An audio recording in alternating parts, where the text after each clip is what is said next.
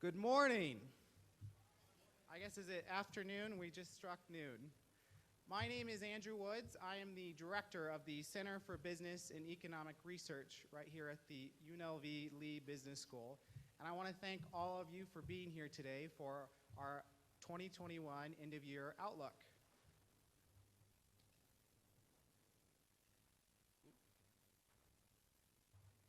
And certainly, I also want to thank all of our sponsors who have supported us through the years and is supporting us for the 2021 outlook. Without them, we would not be able to continue or really do what we do when it comes to helping business, government, the public at large, really understand and utilize the benefits of economic research, as well as go out and help solve problems in the community when it comes to these various issues and areas. So, because of them, we're able to continue to do that good research that we've been doing for 45 years as a center, and also, most importantly, get our students involved in this and give them real-world applications to solving problems using economics. So because of your support, we're able to continue doing that, so please give a round of applause to all our sponsors.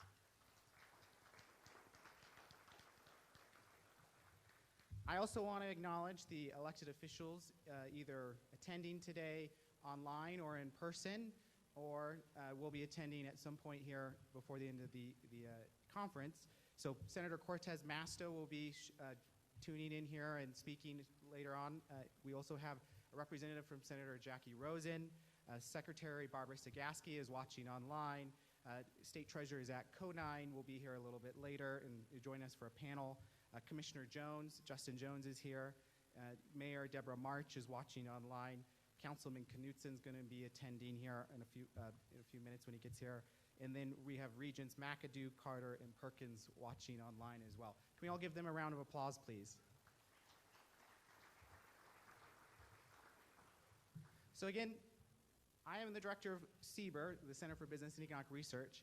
I have been officially the director since June 1st of this year, which in that time we have made a lot of movement and momentum with this center, getting it back out in the community. And right now is certainly a interesting time for all of us, full of opportunities and challenges.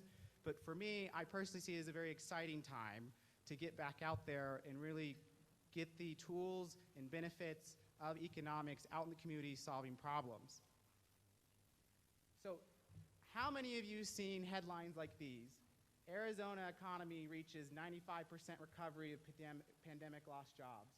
Or Intel to spend $20 billion to build a new chip plant in Arizona. Or Taiwanese chip maker plans to build $12 billion factory in Arizona. Raise your hand if you've seen headlines like those. Okay. What about headlines like these? Population to grow by 1 million over the next 40 years, UNLV report says. Or Las Vegas area to reach 3.4 million residents by 2060. Anyone ever seen headlines like those? Raise your hand. Yeah, so we got a good, both people are reading the news these days, good. So CBER is about the future, and today's conference is about the future. Not just 1 to 2 years in the future, but we also look at things going on in the next 5, 10, 15, 20, 40 years for Southern Nevada. And that's what I want you to take away from this conference or from our outlook, is that this is going to be a discussion on the future. And again, it's not just the short term, but the long term. And that starts with population growth. So the red bar at the top, that is currently how many residents live in Clark County as we speak, which is roughly around 2.3 million. The blue bar, from the second from the bottom, is the current population for the entire state. To put this in perspective, in 1950, 3 in every 10 Nevadans lived in Southern Nevada. Today, it's 3 in 4. And we predict by 2040, it will be 4 in 5, or roughly 80% of the population will live right here in Southern Nevada, based on CBER's research that we've been doing for decades in terms of the population forecast. That means that there's about 117 new people residing in Southern Nevada every day, or by the time that this outlook is over at 3 p.m., 15 more people will be residing in Southern Nevada. That's how quickly our population is growing. So, if we were to hop in a CBER DeLorean and go 40 years in the future, what is our community going to look like? What are the jobs of the future? What are the education, the healthcare, the housing, all of that look like as we move forward? And that's where CBER really is here to help to bring those economic benefits to our businesses, to our government leaders, to our community leaders, nonprofits, the public at large. We really want to start thinking and talking about the future, not just what you're going to hear today for the next year or two, but for the next 5, 10, 15, 20 plus years. So let's gun it to 88 miles per hour and start having a short conversation here about the future as the way CBER is looking at it. First of all, we are changing as a community, and our diversity is our strength. Simply, as we saw with the 2020 census, we are one of the most diverse states in the entire country. Our community here in Southern Nevada is one of the most diverse communities in the entire country. That is an incredible strength, and the rest of the country is looking to us as we change. What are we doing to make sure people have jobs, quality of life, education, etc.? And that comes here also at the university, which is, once again, ranked as the top most diverse university in the entire country. We are the face of America, and we're training the face of America. And at CBER, when we put our students on projects that help them do real-world research, we are training them to be ready to tackle those challenges in the future. So that's one opportunity for us as we look to the future. Second, the headlines in the census, as we saw from 2020, is that America is getting older. But here in Southern Nevada, we're still bucking that trend, along with Maricopa, which is Phoenix, and Salt Lake. And you can see, too, as Southern Nevada is also younger than the rest of the state. This is median age. So, again, second opportunity. Not only do we diverse, but we're also younger than the rest of the nation. We've also made a lot of progress when it comes to education at all levels, just in the last 10 years, as you can see from educational attainment just here in Clark County. To put this in perspective, in 1990, only 15% of residents in Southern Nevada had a bachelor's degree. Today, it's 24%. So we've grown, we've gotten better at it, helping folks get an education. But as you all kind of probably suspect, when you look at our regional competitors, I like to call them regional competitors, across the state line in Arizona or in Salt Lake, they too have made gains, and they've made big gains. And so just looking at this, the black bar is Clark County, the gray bar is the US median average, or educational attainment average, and then the bars to the right are Maricopa and Salt Lake. So we've grown, or been able to get bachelor's degree attainment rate up by 9.7%, but in the United States, they've gone up by 16.3% over the same time frame. In Maricopa, it's 10.6, and then in Salt Lake, it's 11%. And as you probably figure, education is tied to income. And as you can see, while the country has gotten richer, and our neighbors have gotten richer, and even the state as a whole has done better on wages, in Clark County, we haven't kept up. So this chart is from our friends from GoEd who are in the room, and these are the top jobs of the future here in the state of Nevada that they forecast. We can list them off, right? Construction makes sense. We've got a lot of building going on. We've got an infrastructure bill. It means even more building is coming to Southern Nevada. We have healthcare and social assistance, makes sense. Transportation and warehousing. We also have administrative support and professional, scientific, and technical skills. Question for you, what is not on this graph? Think about it. So at CBER, we're really trying to be not just point out what's going on, but how do we help and be a part of the solution in terms of working with our business community, our leaders and our nonprofits here in the public, and achieve the benefits of economic research. A lot of this has to do is because we, since I took over, want to say more, do more, and be more. The first way that starts is with partnerships. We are working hard to get back out in the community and work with, again, with our businesses, with our industry leaders, with our nonprofits to help them solve problems right here in our backyard. The second is, and this has not been made public yet, but internally in the university, they have announced it. We're now working with the Office of Economic Development here at the university, as well as with the Governor's Office Economic Development, with Nevada Knowledge Fund dollars to create the Applied Research Collaborative, which is to help build more partnerships between the university, the business school, and with private industry to create more intellectual property. And we will be rolling out more of those details. But this is a really exciting time for UNLV. There's a lot of good work happening among our academia, and our goal is to help build that bridge with private industry so that they see that value and they want to come work with us. Does anyone know who this is on the screen, by the way? This is Ashkan Salamat. He is a physics professor here, and he invented room temperature superconductivity along with a team of researchers at University of Rochester. If you ever talk to Beau Bernard, he will talk about ASH all day long and how amazing this is and how incredible this is as an opportunity. There are top 5 companies around the world, global companies, that were trying to do what he did, but he did it here at UNLV. And that's the excitement we have that's going on campus and how we're building those bridges and how CBER is ready to play our small but helpful role in this. The third thing that's not public, but we are announcing today as well, is that we are starting an online micro-credential in economics for public school teachers in Clark County. This was part of a legislation that was passed by our leaders in Carson City about 4.5 years ago, and it was required to teach economics as part of civics.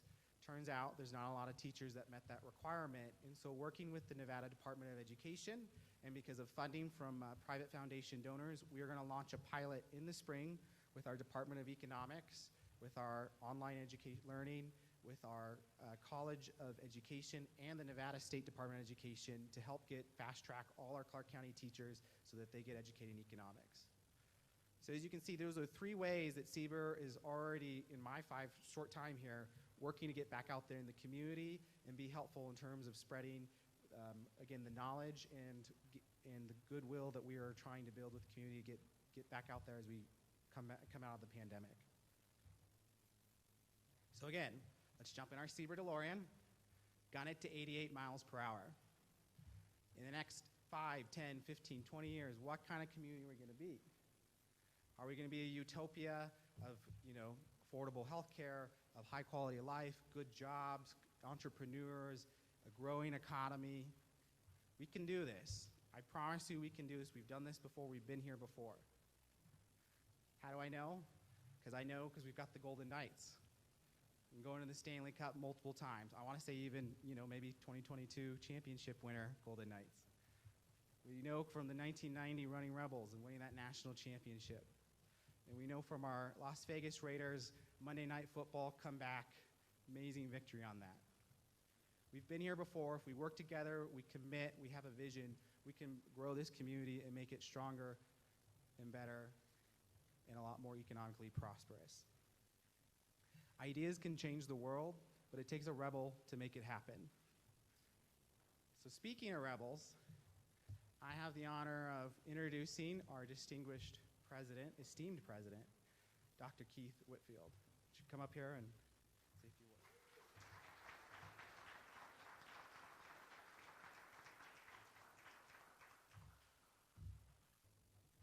Thank you, Andrew, and good afternoon. Oh my gosh, that's anemic. Isn't it great to be here, Thomas and Mack, looking out over the strip, thinking about economic futures? So you got to have more excitement than that, so just give me a little something. Good afternoon. I hate it when I have to do it the second time because I know you could have done it the first time. But I'm glad that you're here, and I'm glad that you have that enthusiasm because I think you have a very exciting day ahead of you. So thank you very much for inviting me to be able to say a few words on behalf of UNLV and the honor of introducing U.S. Secretary Treasury Janet Yellen. CBER's Outlook formula plays an important role in how we're preparing both community and business leaders in our students. They've got to know what's going to come ahead of them. So activities like this are critically important. It's important to be able to provide economic perspectives that are needed now more than ever before. We have shown tremendous resilience as a university and also patience at the same time in navigating this pandemic over the last, are we counting months anymore? Let's just say 2 years. My hope is today bring some clarity and focus to help each of you create a map of success for your organization. As you analyze economic data and forecasts at this summit and somehow figure out how it will impact the decisions that we need to make in the coming year, I want you to keep something in mind. I want you to keep in mind that UNLV is actually here to support you. Oftentimes, I think this university has been thought of as an add-on, an ivory tower, something that just kind of is in our environment but not of our environment. Couldn't be more wrong. Two of our core principles at UNLV are economic development and community partnerships. We understand the role that we have in stimulating economic development for the state and for the region. That's one of the many reasons why we're so excited to host this event today. It's also the reason why we've developed the UNLV Blackfire Innovation at the Harry Reid Research and Technology Park, and also created the Incubator at the Howard Hughes Center, both designed to foster economic activity and new business ideas. And if you have not met Bo Bernhard, you're missing a show, because what he will demonstrate to you is that UNLV is one of those economic drivers that we need to be able to both diversify and return economic prosperity to our region, particularly to our city. The economic impact of UNLV is currently more than $2.5 billion annually, and the university is ranked as one of the top 3% of higher education institutions in the country. And of course, we're ranked as one of the most diverse campuses, as Andrew mentioned, in the country. What do those two things mean when you put them together?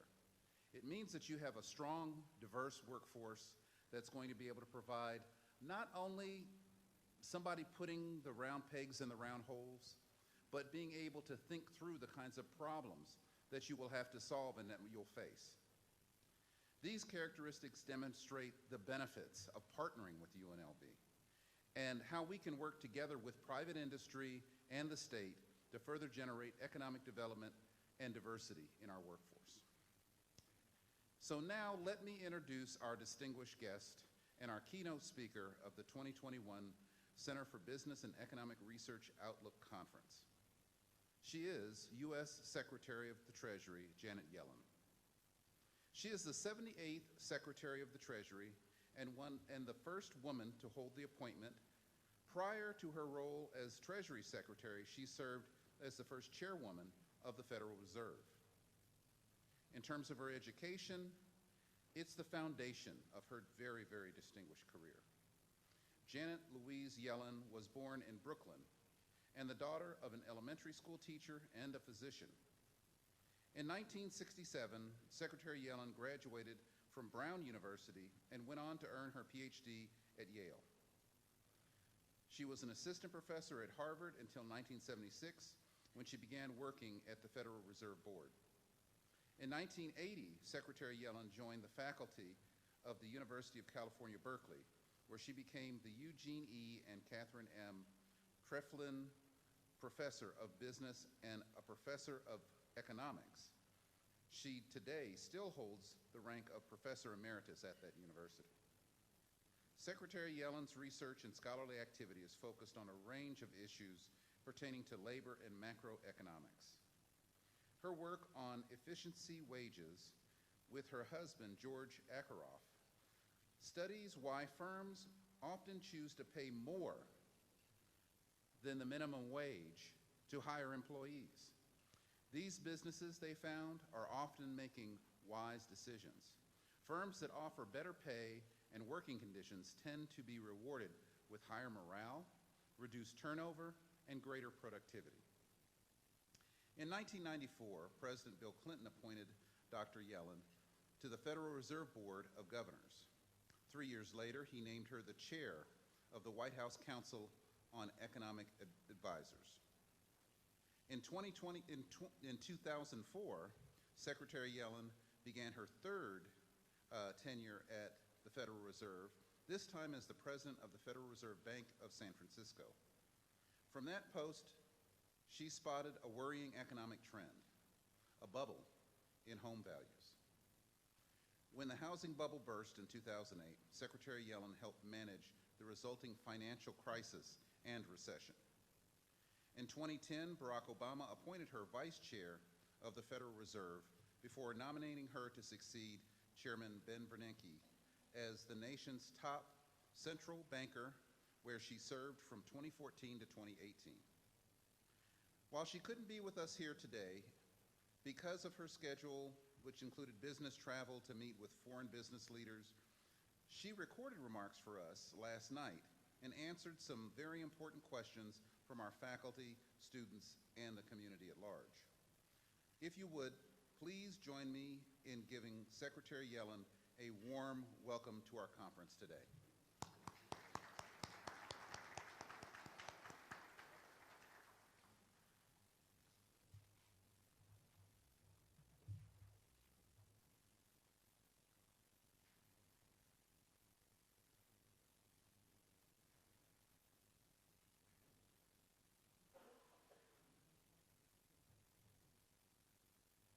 Hello, everyone. This is Janet Yellen, and I want to thank UNLV for the chance to share a few thoughts today. I also want to thank the economics faculty, students, and other members of the UNLV community for sending along some very smart questions. I'm going to try to answer a few of them in my remarks today. But first I have to say, your timing for this Outlook conference is quite good. The past 2 weeks have been momentous for fiscal policy making, easily the most consequential weeks in recent memory.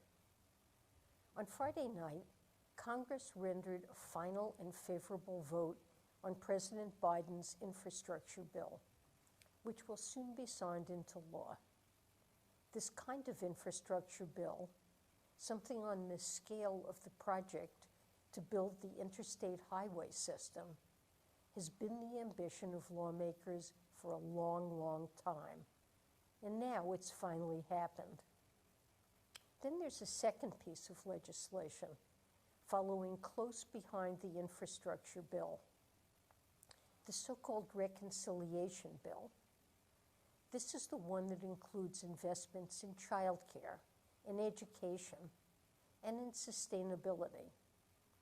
The House is on track to pass it later this month before the Senate takes it up. Of course, anything can happen. No legislation is final until the ink of the president's signature is drying on the paper. But I'm optimistic, and I think it's worth beginning to place this pair of laws into its proper historical context. History really is the right word. I've been involved in economic policy making for nearly 50 years, and I've seen many people compare many legislative proposals to the New Deal and the Great Society. But nothing has come as close as these two pieces of legislation, which we collectively refer to as President Biden's Build Back Better agenda. Build Back Better is on a par with past groundbreaking legislation for how significantly it will grow the economy, for how directly it will impact the everyday lives of working Americans, lowering costs and cutting taxes for them, and for the number of ways that it does these things. In fact, if you were to parse through and unpack both pieces of legislation, you'd find at least 5 history-making measures in their own right, the kind that only happen once every few decades, and in some cases, once every century. That's what I want to talk about today. I can't cover every aspect of the twin bills in our limited time together. But I do want to spend a few minutes going through each of those 5 historic measures and what they mean for our medium and long-term economic outlook, as well as talking about how these measures are fully paid for. First, let's talk about what happened on Friday night. Build Back Better is the biggest investment in American infrastructure since Eisenhower built the interstate highway system. There's a somewhat famous historical anecdote about a 28-year-old Lieutenant Colonel Dwight Eisenhower and how he participated in one of the first cross-country road trips. This was 1919. An Army convoy left Washington, D.C. on July 7th. It reached San Francisco 62 days later in mid-September, during which time various vehicles broke down along dirt roads, collapsed wooden bridges, and had to be towed by horses. It impressed upon the young Eisenhower that a modern economy could never be built with the current infrastructure, and it made him see, as he later wrote in his autobiography, the wisdom of broader ribbons of road across the land. Well, we have lived our own version of Eisenhower's cross-country trip during the past 20 months. The pandemic has shown us that our current infrastructure is not fit for a modern economy. One of the more memorable articles I read during the pandemic was about students from Orem, North Carolina, who would regularly drive to a McDonald's parking lot. They'd go there to do their classwork because they were some of the millions of Americans who can't access high-speed broadband at home. And McDonald's was the nearest place with Wi-Fi. Well, remote work and study aren't going away after the pandemic. The internet is now a crucial public utility, essential for success in American life, and an economy where fast food chains are the best providers of that utility is not a healthy economy. High-speed internet has to be a public good, and that's what Build Back Better makes it. The law funds a nationwide project to connect every home to broadband. There's ongoing debate over what qualifies as infrastructure. I won't wade into that here, except to say that broadband unequivocally qualifies, as do investments in transit and supply chains, ports and airports, and all of those are included in the bill that passed on Friday. America's businesses will find it much easier to connect with markets abroad. Build Back Better is also the most significant improvement in 60 years in how we care for people in this country, especially children.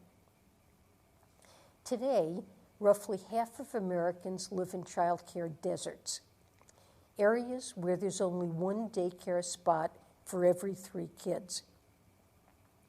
The child centers that do exist are often in disrepair, operating on razor-thin margins, with workers whose wages keep them at the edge of poverty.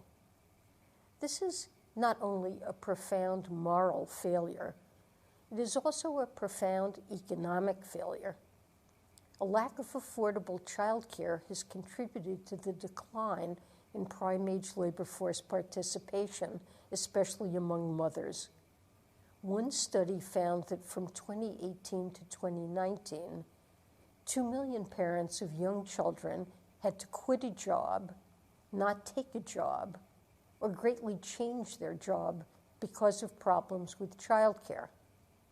For these reasons, Build Back Better finally treats the work of caring for families as what it is, not some social issue separate and apart from building a strong economy, but as the foundation of a strong economy. It not only ensures older Americans have access to good home care, it invests deeply in young families. The bill ensures access to high-quality childcare, in part by incentivizing workplaces to build daycare centers. And it puts a cap on how much families pay for it. Right now, the average family has to spend about 13% of their income on childcare, more than they spend on food. Build Back Better would cap the cost at 7%.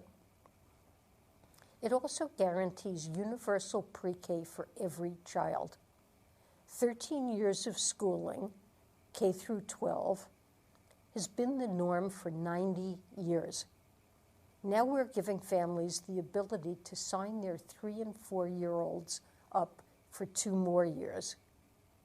Another way it improves care, albeit indirectly, is by extending the expanded child tax credit, which provides 39 million households up to $3,600 in tax cuts per child.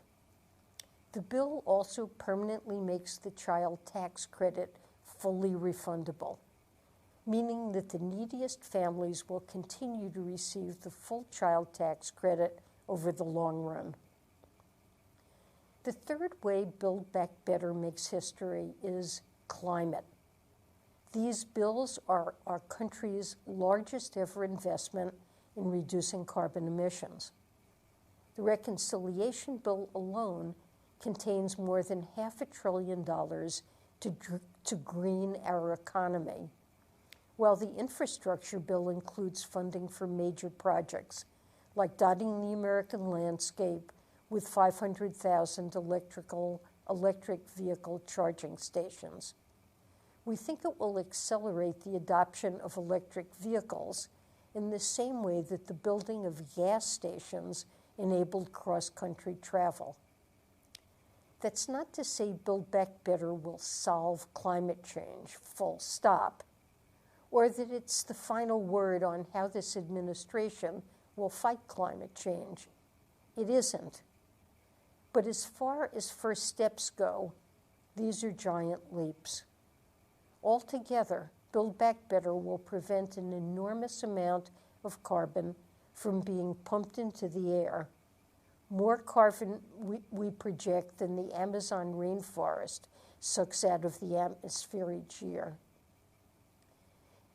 Our goal is to halve U.S. emissions by 2030, and these investments, we think, will get us a significant part of the way there. The fourth history-making measure is how we pay for the previous 3. Build Back Better is one of the most significant tax reforms of the past half-century. It makes our tax system much fairer, in large part through a focus on compliance. America effectively has 2 tax systems, one for the wealthy and one for everyone else. The vast majority of Americans already pay what they owe because they get a W-2. The employer sends the IRS the same form it sends employees. Taxes are deducted from paychecks, and employees pay what they owe. But for the wealthiest Americans who aren't wage or salary workers and earn income via opaque ways like proprietorships, the tax system is essentially an honor system. The government doesn't have the equivalent of a W-2 to verify that they're paying their full bill. This is a large part of the reason that 15% of taxes owed to the federal government are not collected. We had expected that over the next decade, $7 trillion would fall through the cracks of our tax system in this way. But Build Back Better includes $80 billion so the IRS can go after wealthy tax evaders. I'm Bernard Malamud, an emeritus professor of economics at UNLV. Secretary Yellen, while you were vice chair and chair of the Federal Reserve, heroic easy money policies lifted the economy out of its long slump. At the same time, they buoyed financial markets. Stock prices about doubled. Wealth inequality increased. This combination of easy money, rising asset values, and increased wealth inequality has continued with the Fed's response to the pandemic. With this in mind, what do you think of proposals for a wealth tax, advanced, for example, by Berkeley economists Emmanuel Says and Gabriel Zussman? Well, those specific proposals did not make it into the bill. The bill does make the tax code substantially more progressive. Our compliance efforts to ensure wealthy people pay what they owe will raise an estimated $400 billion. And that's probably a conservative projection.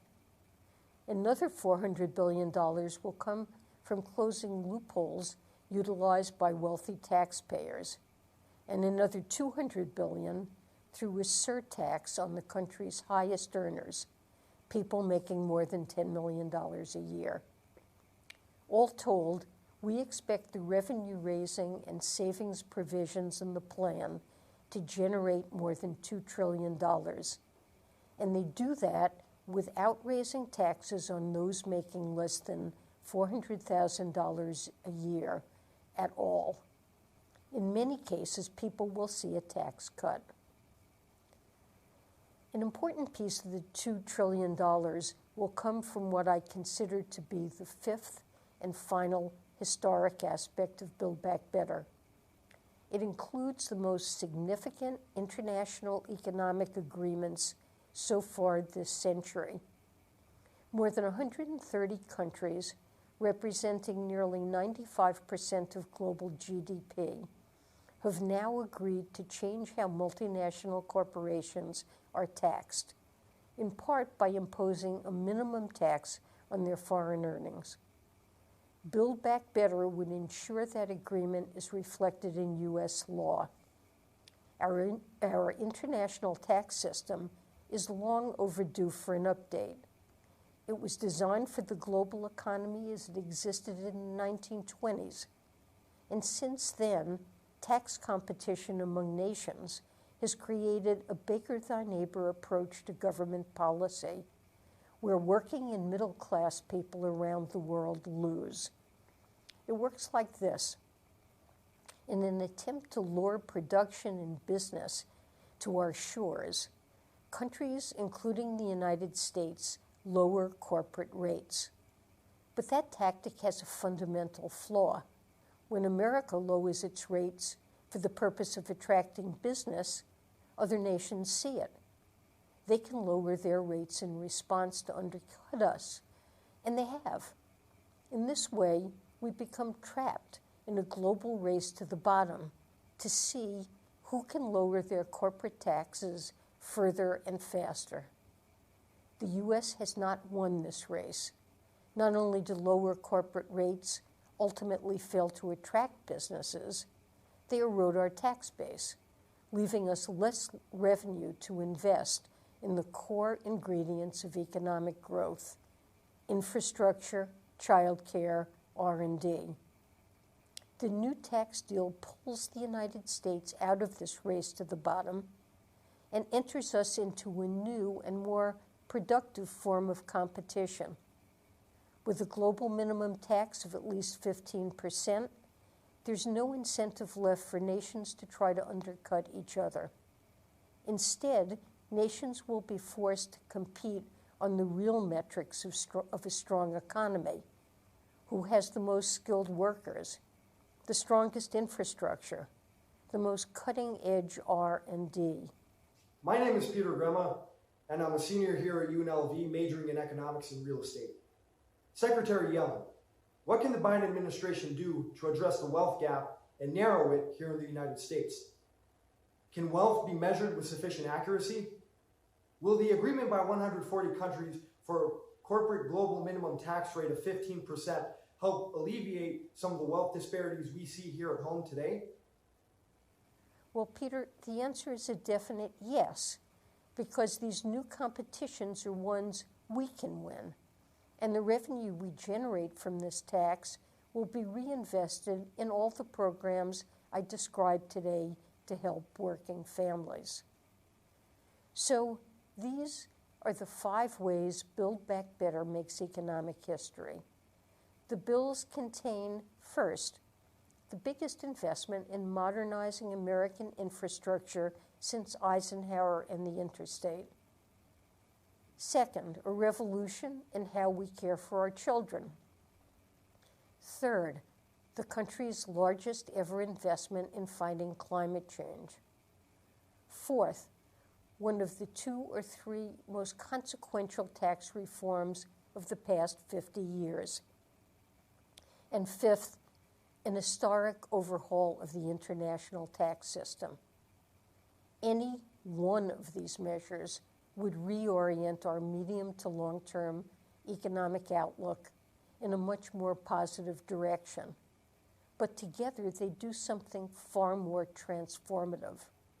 Hi, my name is Amir Malikov, and I'm an economics professor here at the Lee Business School. Secretary Yellen, the United States is currently experiencing a surge in labor productivity. This is welcome news for many reasons, among which are its implications for wage growth. Now, the obvious concern is that this might just be a blip, because it's common to see a bounce in productivity at the end of recessions. In fact, it happened following the Great Recession, and the accelerated productivity growth, which we observed then, was short-lived and faded away quickly. Are you optimistic that this time is going to be different, and that we will be able to sustain high rates of productivity growth, at least in the medium term? If you could please speak to these issues and perhaps to the ability of the infrastructure bill and the proposed Build Back Better Act to help the U.S. avoid the return to anemic productivity growth it experienced since mid-2000s. Thank you. Well, a few weeks ago, I would not have been as certain, but to answer the question, I am optimistic now. I do believe that the passage of these pieces of legislation will not only lead to higher rates of productivity, but to positive changes across a wide array of metrics. They will increase the size of our labor force and expand the productive capacity of our economy. These investments, we expect, will lead to a GDP increase over the long term without increasing the national debt or deficit by $1. In fact, the offsets in these bills mean they actually reduce annual deficits on net over time. But more important than what Build Back Better will do to macroeconomic measures is what these new laws will do to the economy as people experience it every day. About this time 40 years ago, I had just started returning to work after my husband and I had our son. And I think about couples that are in a similar position right now and what these bills might mean for them. They'll be able to find great childcare and spend far less of their budget on it. In a few years, their kids can enter a good free preschool, which we know confers all sorts of benefits to kids later in life. Kids who attend pre-K tend to do better in later grades. They're more likely to graduate high school and college and find higher paying jobs once they do. And those kids will live in a world where climate change is not as urgent a crisis as it is today, because we made the investment to keep Earth a livable, thriving place. More than anything else, government officials tend to invoke future generations, our children and grandchildren, as their reasons for doing things. And I don't think it's controversial to say that today many young people greet those sentiments with an eye roll. There's a broad feeling that past generations, having climbed the ladder, pulled it up behind them. That's the feeling, at least, and I don't think it's entirely unwarranted. But I do hope that these twin laws in time render it somewhat diminished. I hope the students of UNLV and young people across this country come to see Build Back Better for what it is, an attempt to pass forward an economy and a country with strong foundations, and that it made that generational handoff with some measure of success.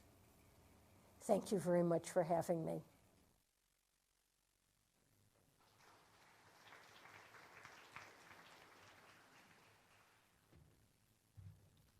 we're going to take a 5-minute break, and then when we get started, we'll go start going through our economic forecasts.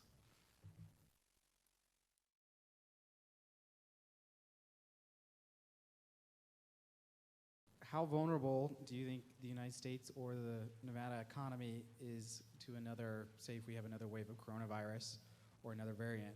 And I think we're pretty vulnerable. We've learned a lot in the last 18 months. The president said 2 years. I think it's actually 18 months.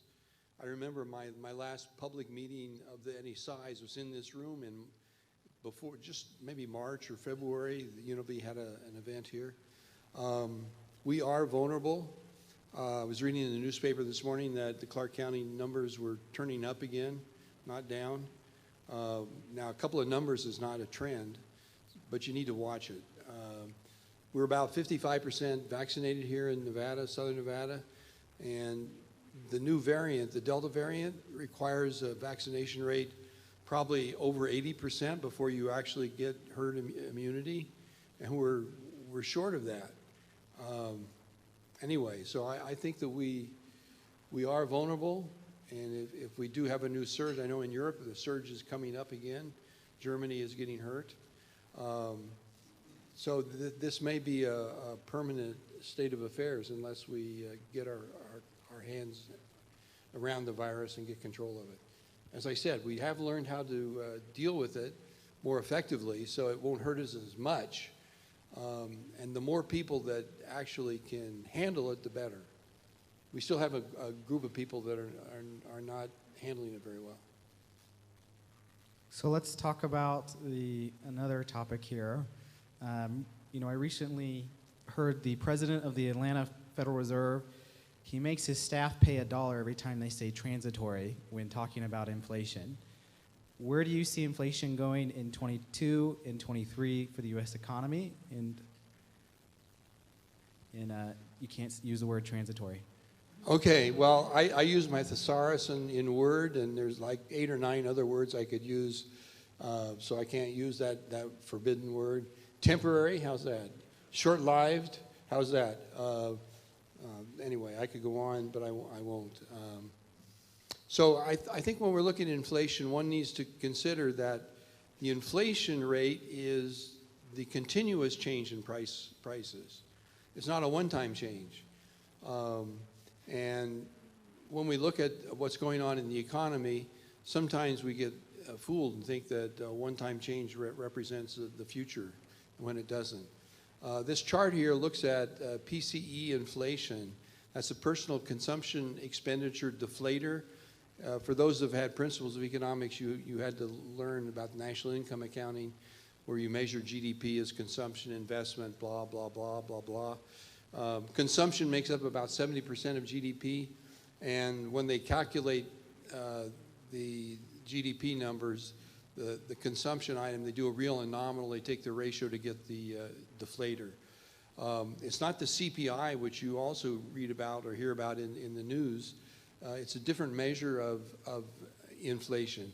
So the red line is the actual inflation rate of the PCE, but it includes variables that are quite volatile, such as food and energy. So the Fed also looks at what's called core PCE inflation. That's their preferred measure. And the core strips out strips out food and energy prices.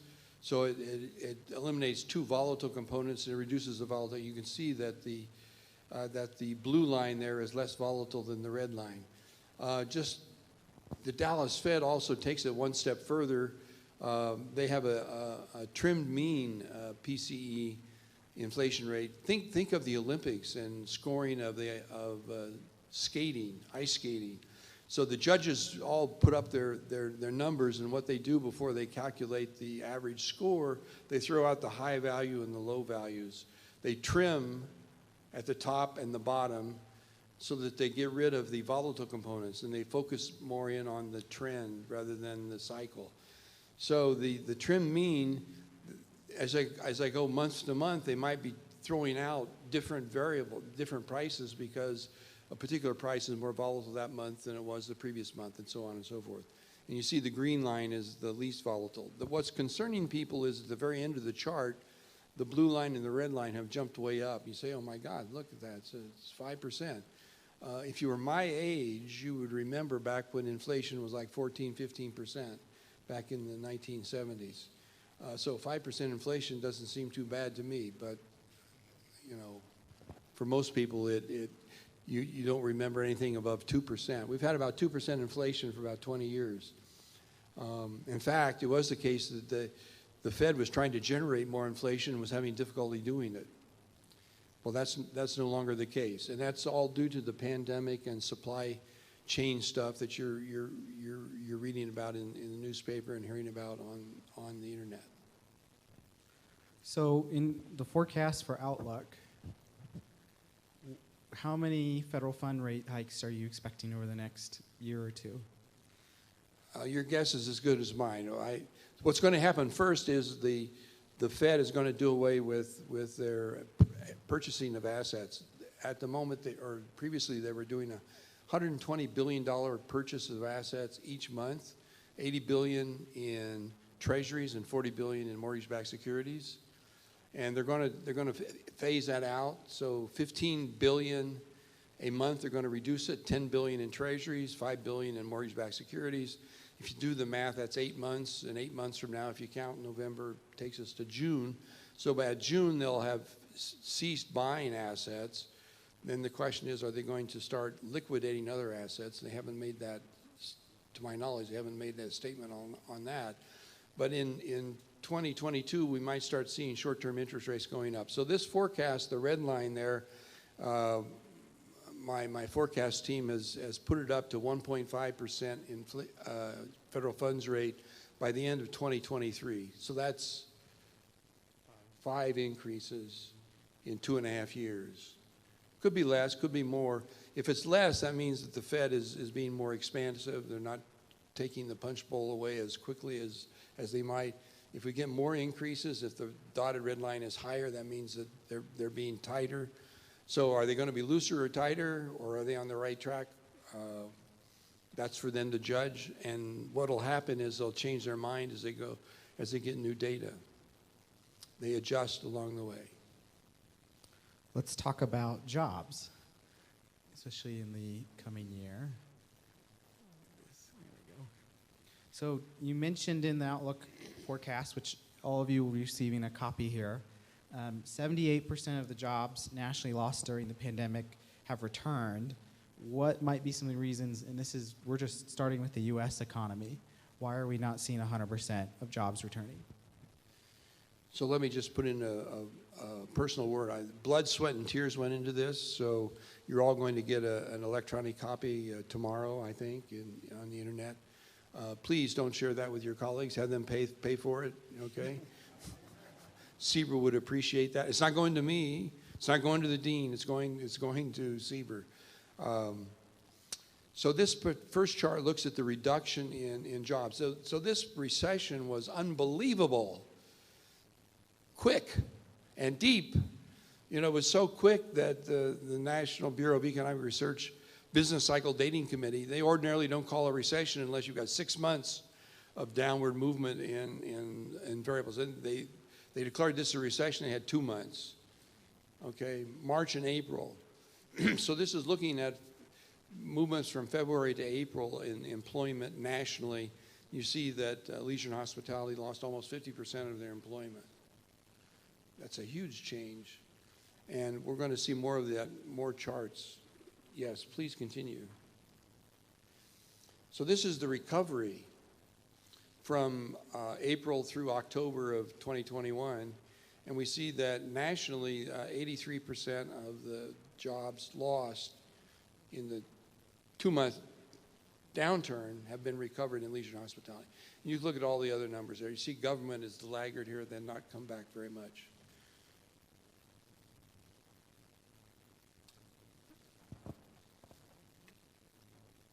So let's talk about Southern Nevada.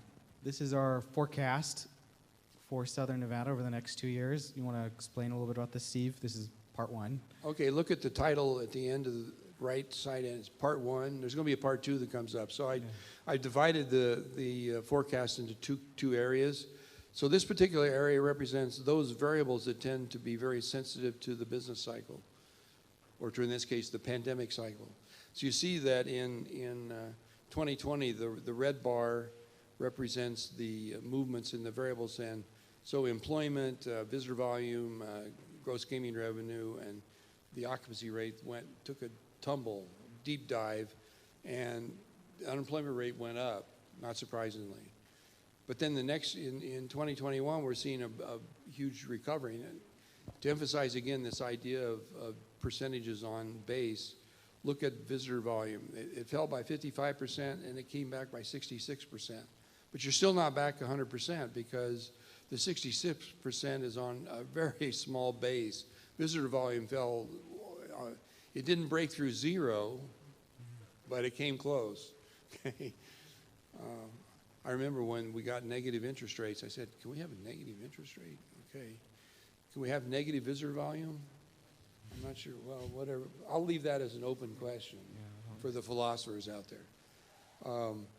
So the cycle is sort of driving these variables, and we're predicting that it's going to continue upward trend, but not as robustly. It's going to be a much slower increase in Southern Nevada going forward. Caution, that assumes the virus doesn't come back. If the virus comes back, these numbers could be off significantly.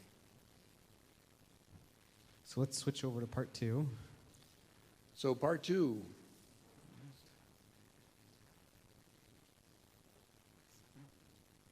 There we go. So part two, these are variables that tended to be immune or not affected very much by the pandemic. And my view is the population is driving this. Excuse me.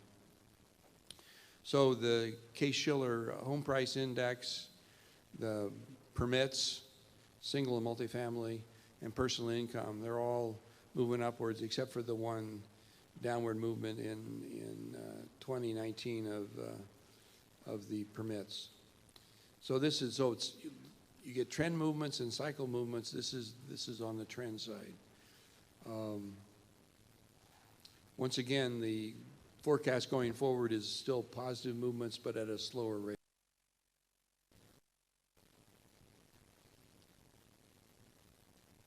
What about employment here in Southern Nevada? Yeah, what about it? Yeah. There we go. I don't know if you remember the numbers. Nationally, the decline in employment in leisure hospitality is around 48%. Southern Nevada is 52%. And total of all industries was larger. So we had more of a hit here in Southern Nevada in employment than the nation as a whole. But that's not a surprise to us. And this is the comparison now with the national. So the national total industries fell by about 15%, and we fell by about 26, 27% in Southern Nevada. Anything else there of interest? So I guess where did we fall less? Well, construction was one area, and that was because construction was deemed to be an essential industry, so the construction continued to go on. Okay. Can you explain a little bit too in this graph, Steve, about why certainly other parts of the economy have come back even more robustly than the nation, say other services or professional and business services compared to the U.S.?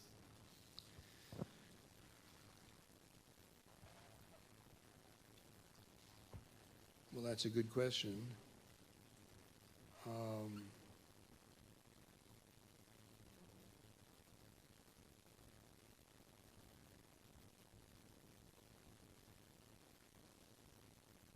So I would say that in Las Vegas, I typically divide the economy into those sectors that require face-to-face interaction and those sectors that don't require face-to-face, can do virtual. And the virtual sectors came back more quickly than face-to-face. But that doesn't necessarily explain why professional business services came back more quickly in Southern Nevada than it did nationally. I suppose one possible explanation, and I'm pulling back from my memory, I recall that except for leisure and hospitality, the services sector in Southern Nevada tends to be smaller share of total employment than it is at national level. So it's not huge, but business services are not quite at the national average in terms of percent employment. So that would contribute a bit. That would require maybe a deeper dive by our economic analyst. Well, I hear they're here, so they can probably start. Well, crunching the virtually numbers. they're here, Yeah. for sure. Yeah.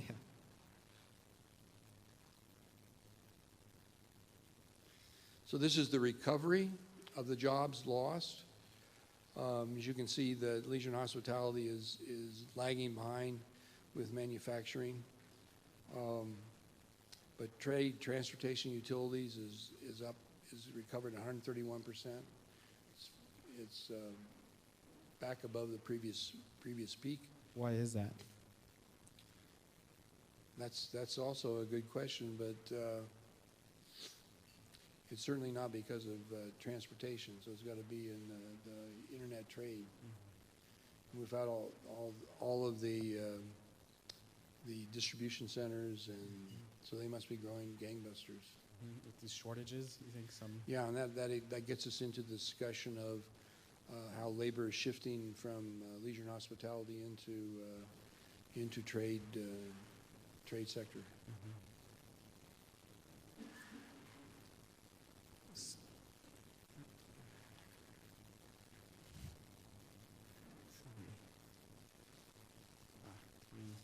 Where do you do this one? So this is a comparison of the U.S. and Southern Nevada recovery. Kind of the same thing we just saw. Yeah.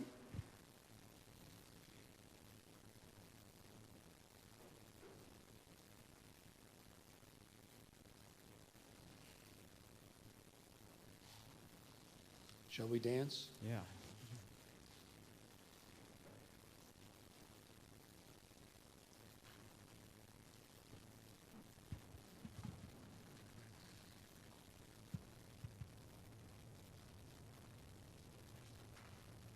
Thank you, Megan. There we go. Oh, these are some of my favorite charts because the movement is unbelievable during the pandemic. So this is gross gaming revenue and taxable sales. But if you looked at visitor volume, if you looked at occupancy rates, sort of most of the variables that we look at in Southern Nevada and that characterize our unique economy. When the pandemic hit, 2 months, you fell out of the bucket, or we fell off the skyscraper, or we fell off the cliff, and we see gross gaming revenue basically went to zero. Occupancy rates went to almost to zero, and then surprise, I think, for most analysts, there may be one analyst here in the room who knew this was going to happen. The recovery was almost as swift. So March and April, we fell off the skyscraper, and then May and June, we recovered, but only about 50%. So the variables that we track, some were up more, some less, but on average, about 50% of the downturn we recovered in 2 months. And then we went into the summer doldrums, and we sort of went sideways and lasted through fall into early winter. And then the year changed in early 2021, I think February, March, depending which variable we looked at. Boom, we took off again.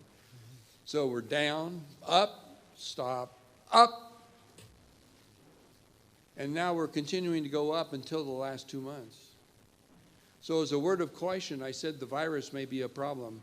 As a word of caution, these variables are coming down the last 2 months. Now, I'm not a stock market guy. If I were a stock market guy, I don't think I'd be a technical person. But these technical people look at charts and they see pictures, right? So is this a correction and it's going to go back up, or is it going to continue to go down? I think if the news on the virus gets better, I think it's going to go back up. And our forecast assumed that that we were going to have positive movement. We're looking at positive movement in these variables into 22 and 23, but that assumes that the virus doesn't catch us off guard again. So our outlook report, when we come to gaming revenue, we're forecasting 2% and 2.4% in 22 and 2023, which is still pretty strong. What can you explain a little bit why we're seeing that in our forecast? Same with, I mean, even with taxable sales, we're seeing that, you know, they're, as you can see on the chart, much higher than they were before, but still Well, the robust. forecast was done some time ago in preparation for this conference. And so the new data had not come in yet. So that may not be that's the accurate answer, I suppose, that if you look at the data, we know that the last 7 or 8 months, it's been over $1 billion, right? This is gaming revenue. So it's gaming revenue, new records being set. Yeah. Is that, you think, will continue into the future, or we're still? Well, I would Yet have, to be seen. 2 months ago I said yes, but today I'd say maybe, maybe not. What about taxable sales? Well, the taxable sales come in a month later, so there's only 1 month down. The question is, what's going to happen when we get into the latest numbers? Is it going to be down? I suspect it's going to be down too. So I think the same question holds, because it's a question about Southern Nevada's economy. I think it's giving a signal about what's going on. Is it going? Are we going to continue to make positive movements, or are we scheduled for a downturn? And I, just going off the Secretary's remarks, this investment on the infrastructure bill that they passed on Friday, that also, as part of our models, creates some uncertainty. Isn't that correct? Yeah, it's at the time that we were doing this, we didn't, you know, these bills were in process. They hadn't been passed. So on the bills, one needs to keep in mind that on the bill that was passed, it's a 5-year program. So it's not all the money right now. It's over 5 years. And the bill that's now being, the next bill is 10 years. So if it's $1.75 trillion, 10 years, it's $175 billion per year.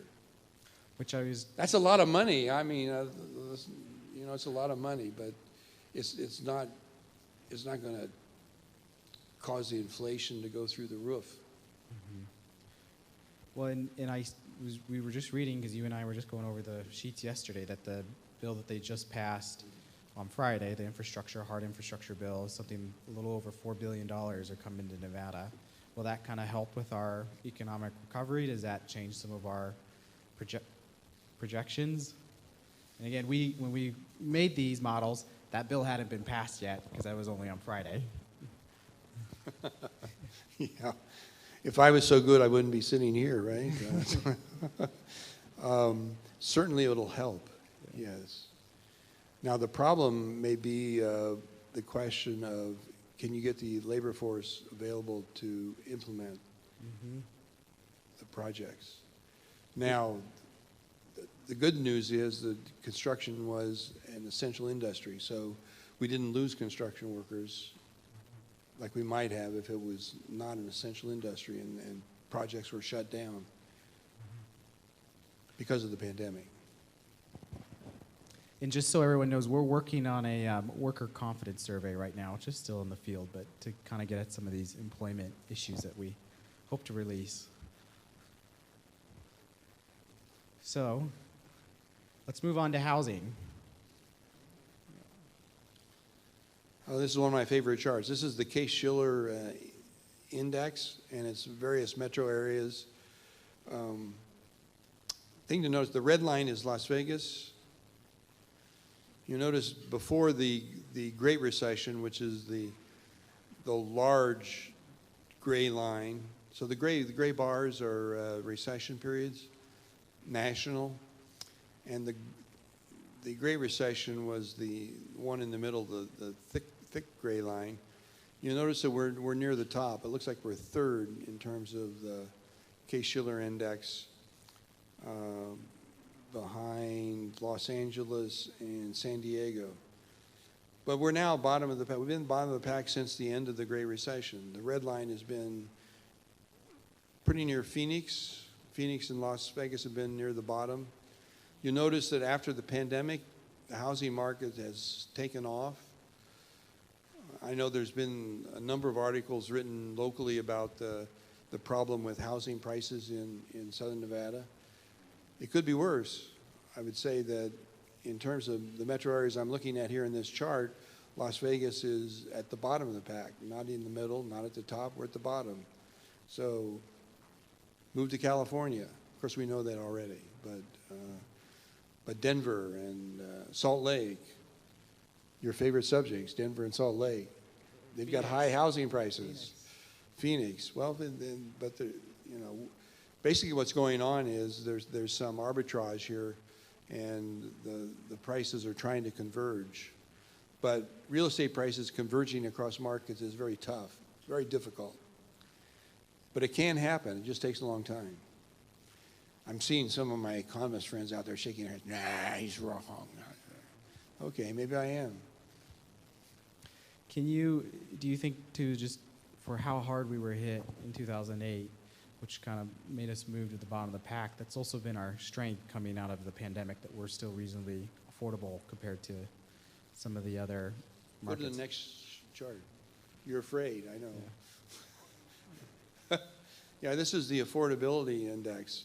So this is the basic idea here. If you're the median income household in a metro area, what percentage of the houses on the market can you buy? So if you think about it as sort of a normal situation, if you could buy 50% of the houses on the market and you're the median priced income, that may be sort of a normal equilibrium. So if the number is above 50%, that's an affordable market. If it's below 50%, that's less affordable. So California, where are they? Way at the bottom. So the dotted blue line there, what is that, LA? Yes. Yeah, it's LA, Long Beach, and Glendale. Their affordability index is extremely low. We knew that. The others are, that's Mountain West, and I threw in Reno, the dotted red line. Las Vegas is the red line. We were pretty close with Reno until about 2013 or 14, when the Tesla plant appeared up in Reno. Their housing market took off. They're less affordable. Their rents are higher. Their prices are higher. They're suffering more in the housing market than Las Vegas. We're about at the national average, which is the black line. So our I'd say affordable still. But don't tell that to people on the street. They said, you must be crazy. Not affordable. Is that just because of how quickly we've seen prices rise in the last year or so? That could be, but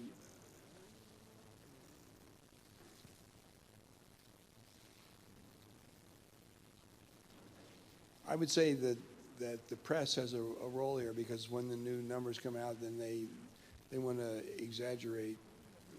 Well, I shouldn't say exaggerate. They report the numbers that make the most of the story, make the story the most interesting. That's what I should do, right? Make the story interesting and make some outrageous statements. But this chart here just shows still that we're pretty competitive, relative speaking, to our neighbors in terms of affordability and living. And that might explain also partly why we're seeing the population boom that we're still seeing coming out of this pandemic compared after the Great Recession. Well, the population, a large part of our population growth comes from California. Mm-hmm. And we know it's people retiring, selling their house, coming here, buying another house, and pocketing the difference from their equity. And also people moving here to try to find a job. So let's now talk about the commercial office vacancy rate.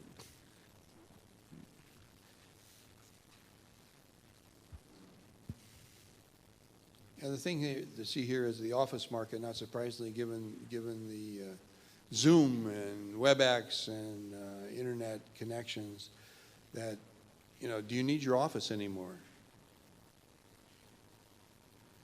during the pandemic, I used my office at the university. That was my safe haven because nobody was at the university. Of course, that's changed now a lot.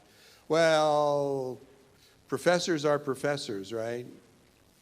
So I am in my office every day, but some of my colleagues are not in every day. Let's put it that way. You ratting down anyone? No, I don't have to rat out anyone, no.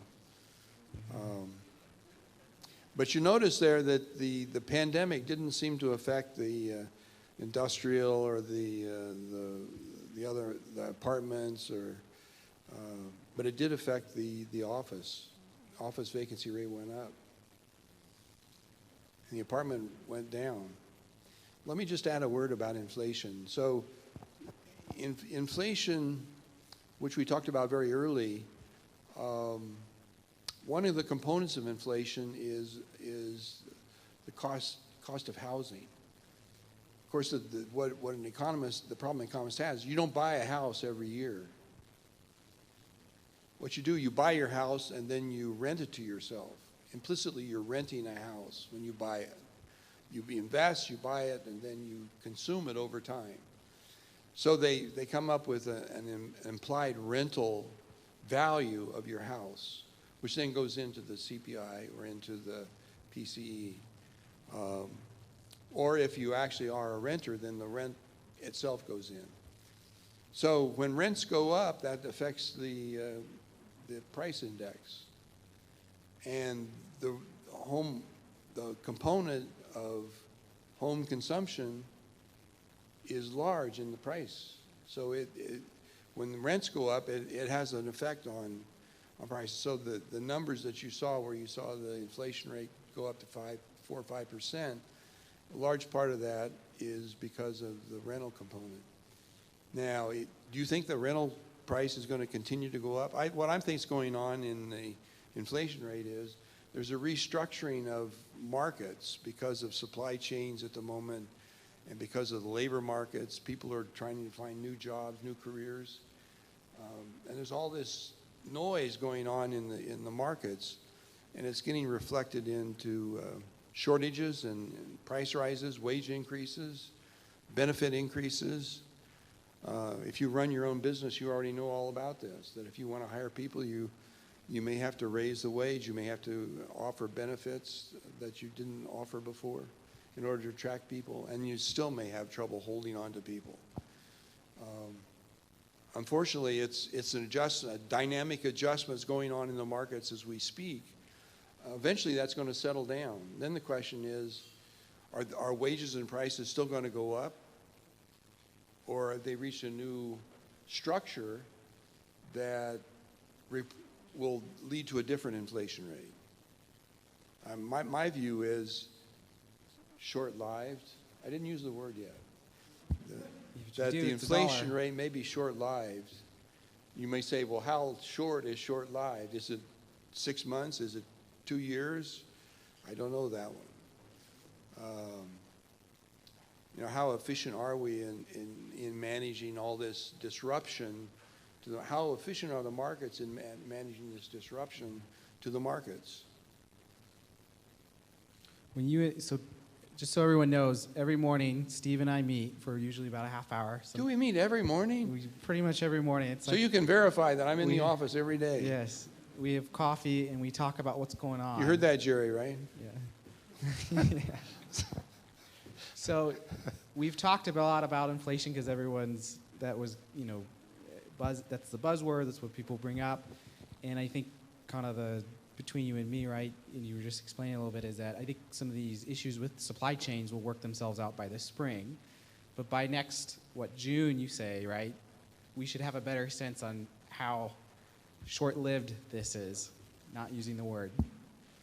Oh yeah, by next June, or even maybe earlier, we should have a better feel for it. Either things are improving and the inflation rate is coming down, or it's not. And I'm the former short-lived or short-lived.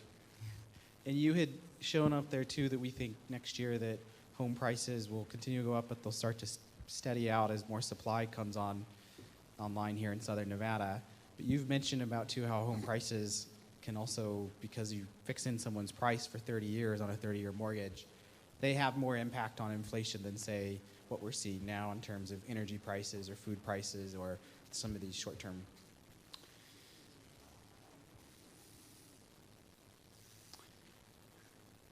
If I was really going to I'd have a definite answer to that question. But what I want to say, and I'm not sure this is correct, because I haven't been a bean counter at this level, that is, one could adjust the implied rental value of a home by increasing the price of the home even though you haven't sold it. Mm. There is appraisal. Appraisals are not that great, but... Hope there's no appraisers in here. No, I mean... The appraisal process has nothing to do with markets, is what I'm saying. That is, it's to get you a mortgage, to get you into your house. You have to have an appraised value. Is that really a good estimate of the price? The estimate of the price, the good estimate of the price is the sales, is what you sold it for. Not. Mm-hmm. I know in Nevada it's supposed to be, was it 70%? And I know that the bean counters probably do their best to achieve that. But anyway, it's an estimate. Estimates can be good and they can be horrible. Well, let's move on. Let's talk about our businesses in Southern Nevada. So quarterly, CBER conducts what's called the Business Confidence Interval. And this is our latest results, which ended at the end of September, and we're now releasing those results today. Steve, you want to explain a little bit about this? So this is an index. We ask local businesses, I hope some of you have taken this survey, what do you expect in the next quarter to happen with hiring and sales and profit and capital spending and the local economy? So I'll do that again. So sales, profit, capital spending, I lost one, okay, and the local economy. So 5 questions. And you either say no change, up a little bit, up a lot, down a little bit, down a lot. And then we index it, if you said, so we take 100 and then we look at those people that said up a little, up a lot, subtract off those people that said down a little, down a lot. Say there were 30 people that said up and 15 people that said down, then I'd take the difference and get 15. The index would be 115, positive. So you see 100 there is the black line, that's the no change. And any number above 100 is the combination of all these 5 indices together that's more than 100, which it is right now. What you should notice is that during the pandemic, the far right gray bar is the pandemic recession. And it's wider than before because this is quarterly data rather than monthly. So, and the 2 months are April and May. March and April. March is in the first quarter and April's in the second quarter. So we did first and second quarter. It fell off the roof. It was well above 100 and it fell below 100. Then it recovered, and then it had the summer, so it fell, then it rose, then it had the summer doldrums. Then it recovered in 2021. And then this last quarter, this is the most recent number, it's down again. People turn pessimistic. I wonder why they turn pessimistic. Things turned. The pandemic, the virus surged. Now we're on the other side of that, we hope. But it did surge, and that caused the pessimism to raise its head, although it's still positive, but it's less positive than it was. And just to note, that spike there that we saw, that was from the second quarter of this year, and that was a record going back to 2008 when we first started doing this at CBER in terms of business confidence. But then now you can see it's been thrown a little bit of cold water. So we think probably the Delta variant or hiring in terms of retention of workers. It's all the variables went down, so some more than others. Well, let's get into some of the answers that businesses said. So one of the questions we asked, what is the most important challenge that you face in your business today? Steve, you want to explain a little bit what the results were? Well, it may be a bit surprising.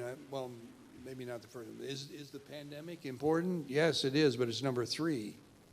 Yeah. Number 1 is finding the right employee or keeping that person around, have the right skills, whatever it is. Finding qualified employees, that was the number 1 issue. Then it was economic uncertainty. I don't know, is that really economic uncertainty or is it pandemic uncertainty, the coronavirus uncertainty? But that was number 3. And just by contrast, in the second quarter when we did this, the coronavirus uncertainty was the number 1 in terms of concerns, but finding qualified employees was what, number 3? Yeah, Yep. they sort of reversed their roles. Yeah. Now that could be a significant change or it could be just an anomaly of who answered the survey. You try to avoid that, but it could be. So these are 2 figures from our release on the quarterly business survey, which this will be in the Rebel Business Indicators tomorrow for everyone. But This ahead. looks at views about monetary and fiscal policy. If you look at that, I would say certainly on monetary policy, the business people that were surveyed think that the Fed is doing about the right thing. Some say they're too aggressive, some they're not aggressive enough. And similar story, although, similar story on fiscal policy. I wonder, this was, so where are we now? So this is November. This is fourth quarter. This was in September. So this was September, the survey. So we didn't have the first, there was a lot of discussion going on, but nothing had been resolved on the fiscal side. As Secretary Yellen said, 5 historic fiscal events. Mm-hmm. Well, and it'll be interesting. So we, again, do this quarterly, and we'll be sending out this for everyone to take, probably in December? Right, and the more people that respond, the better the accuracy of the results. And so it'll be interesting to see if attitudes have changed from the business community in terms of fiscal or monetary policy based on those results. So Steve, how does this, we've seen this business confidence survey, how does this line up with CBER's outlook forecast? Because I feel like we're getting, I don't know if it's the same or are we getting contrasting? I would say we're pretty close. I think our forecast is optimistic, cautiously optimistic. And I see the same on the business confidence index. A little bit of concern, that's why it came down, but still positive. Positive, but concerning. Well, that includes our economic forecast. I do want to take a point of personal privilege here and just say, so I've been on this job for a little over 5 months now.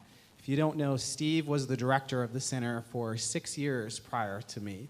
And you have to really hand it to someone who says a lot about their character, that they're not only willing to help select their successor, but then come work for them and advise them and help them navigate building up the center and getting us out of this as we move out of this pandemic. So I just have to say it's been a pleasure and just wonderful working with you, Steve.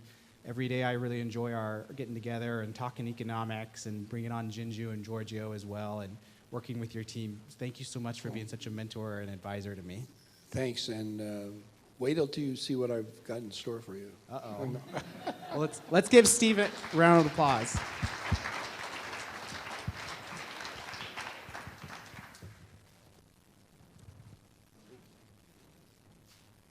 So we're going to move on now to the entrepreneurship part of our program, and I want to invite, if he's here in the room, yes, Leith Martin, who is the head of the Troge Center for Entrepreneurship and Innovation, to lead a panel on entrepreneurship and innovation at UNLV.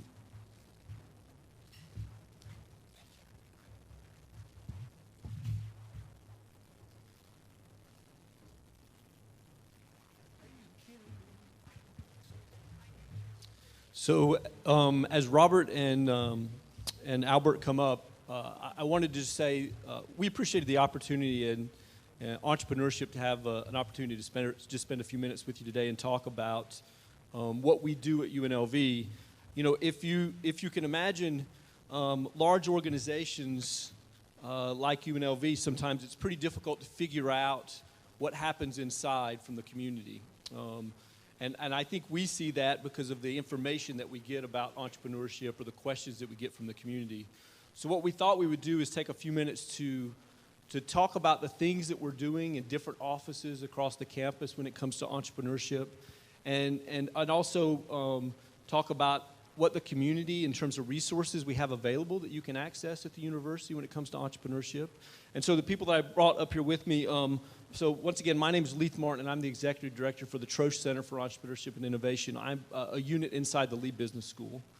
Robert Rippey is Executive Director of both Blackfire Innovation Hub, which is at Tech Park over by IKEA, as well as the UNLV Incubator. And then Alberto Delgado is actually the program manager or program director. What is your official title? You just got the title a week ago, yes? That's right.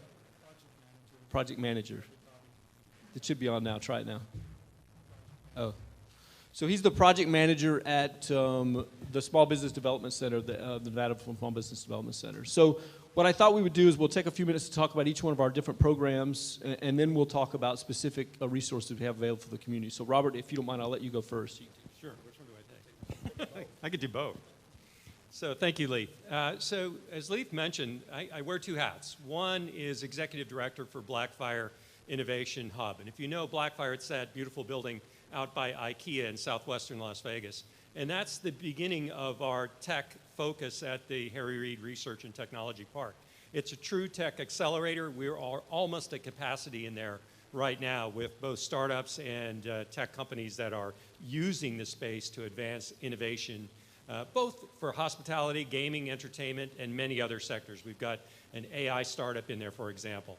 So this is a really interesting opportunity because we have the facility now where we can take these kind of early stage startups and give them an environment where they can scale up, but also access to tech partners. And these partners are companies like Intel and LG and Panasonic, who we've signed relationships with in that facility, who bring both equipment, expertise, and access to certain types of development that may help accelerate these companies.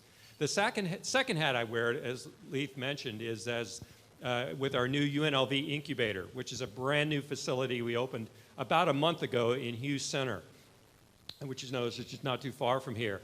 And the incubator forms that kind of first step place for young entrepreneurs who have come up with an idea and are not quite ready to take it to market because perhaps they don't have an underlying business model, or they don't understand capital structure, or they don't understand a go-to-market strategy. And so we've created the first step in the ecosystem where they can take and come in there and find a location where they're going to be mentored, where they're going to be educated, and hopefully some of them enter the marketplace with their companies. In other cases, they might move on to an accelerator, such as at Blackfire, but in both cases, we've helped to create this kind of ecosystem where entrepreneurship and innovation come together. Thank you, Leith. We're privileged to be housed at the Blackfire Innovation Facility, but Small Business Development Center is part of a national organization, and we're partially funded by the federal government through the SBA to provide business consulting, business advice at no cost. And this could be from anywhere from concept ideas, feasibility, all the way to exit strategy, marketing, financials, working with projections. My expertise is in the financing, so I get a lot of clients that are looking for financing of equipment. Where do I go? Which lender can help me? My background's in alternative financing. All of our other advisors may have expertise in anywhere from marketing to restaurant. We have a restaurant entrepreneur in there right now, and so that's basically what we do. We provide that service at no cost, and we sit down with clients and give them one-on-one counseling service. Thanks. And once again, I run the Troche Center for Entrepreneurship and Innovation at UNLV. We're primarily inward focused, I would say. There are a few programs that we do run that the community participates in, but we are ultimately responsible for many of the entrepreneurship classes that are taught. For example, small business management, entrepreneurial finance, lean startup classes, how to write a business plan. We also host lots of speakers on campus on a number of subjects in regards to entrepreneurship. We've actually been able to, because of the pandemic, we've been able to bring in founders of companies from Boston, from Silicon Valley, and across the country to speak to students. And because of the virtual environment, we've had as many as 80 or 100 at some of those sessions, with students being able to participate in those. We ultimately also run a lot of workshops on everything you can imagine, from personal branding to how to build your own website. We have authors that come in and talk about books that they've written on entrepreneurship, and book clubs where individuals participate with those authors. Nadine Bennis, who you may have met when you checked in, is our program manager at the Troche Center and runs many great programs for a lot of our students. But we also have something called the Rebel Venture Fund, which is we have students, we have a VC fund on campus where students actually decide how to ultimately make investments in companies.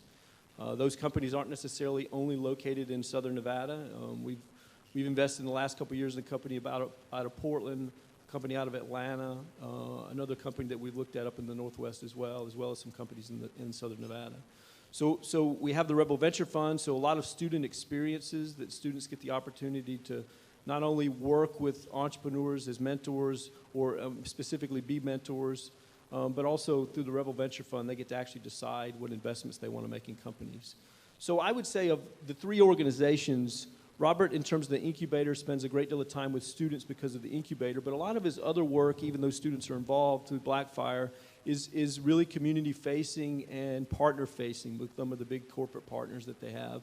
And then obviously Albert, because of the SBDC, he works with many people who are trying to start companies, whereas our initiatives are a lot more inwardly focused in regards to the things that we do, meaning we spend a lot more time with students in academic environments or in experiential opportunities on campus itself.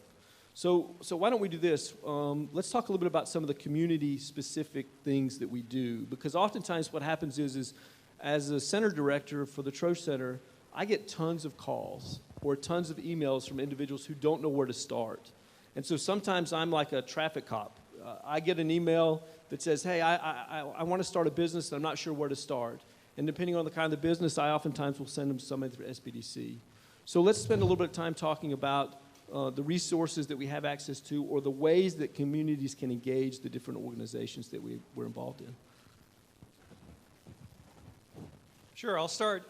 One of the most obvious ways, and I'm glad you used the example of getting calls, because I do get calls from entrepreneurs, startups who are looking to enter the space, and they want to know how they can get involved in Blackfire, for example, to allow them to scale up. And one of the things the way I look at that is that Blackfire is kind of an open sandbox. It's an open sandbox to help solve industry problems. And if that involves something external to the university, great, let's bring them in, let's see how it fits together.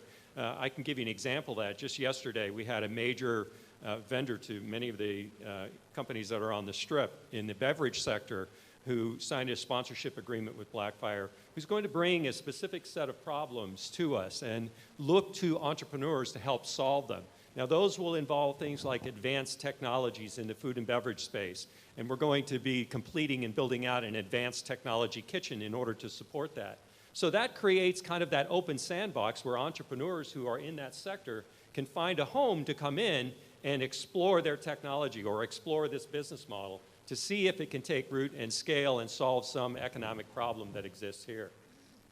The second is, as the incubators, as I mentioned a few minutes ago, we just opened this last month, and although right now it's primarily inward-facing towards UNLV student and faculty, eventually it will open to the community. Right now, I like to say we are incubating the incubator. Once we get past this phase and we understand how to scale it and how to operate rolling cohorts in the space we have, then we'll open it up to other entrepreneurs who are looking for an incubation.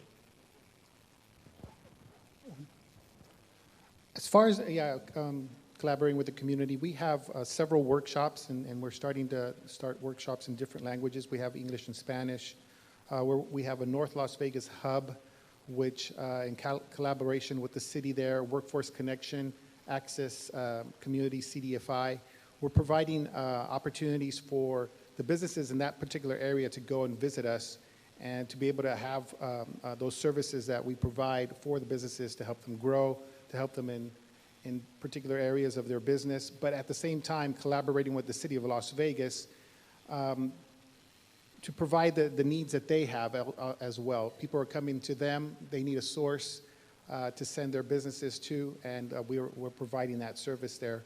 I just got off a call a day ago with Clark County wanting to find out how they're going to be able to use their ARP funds.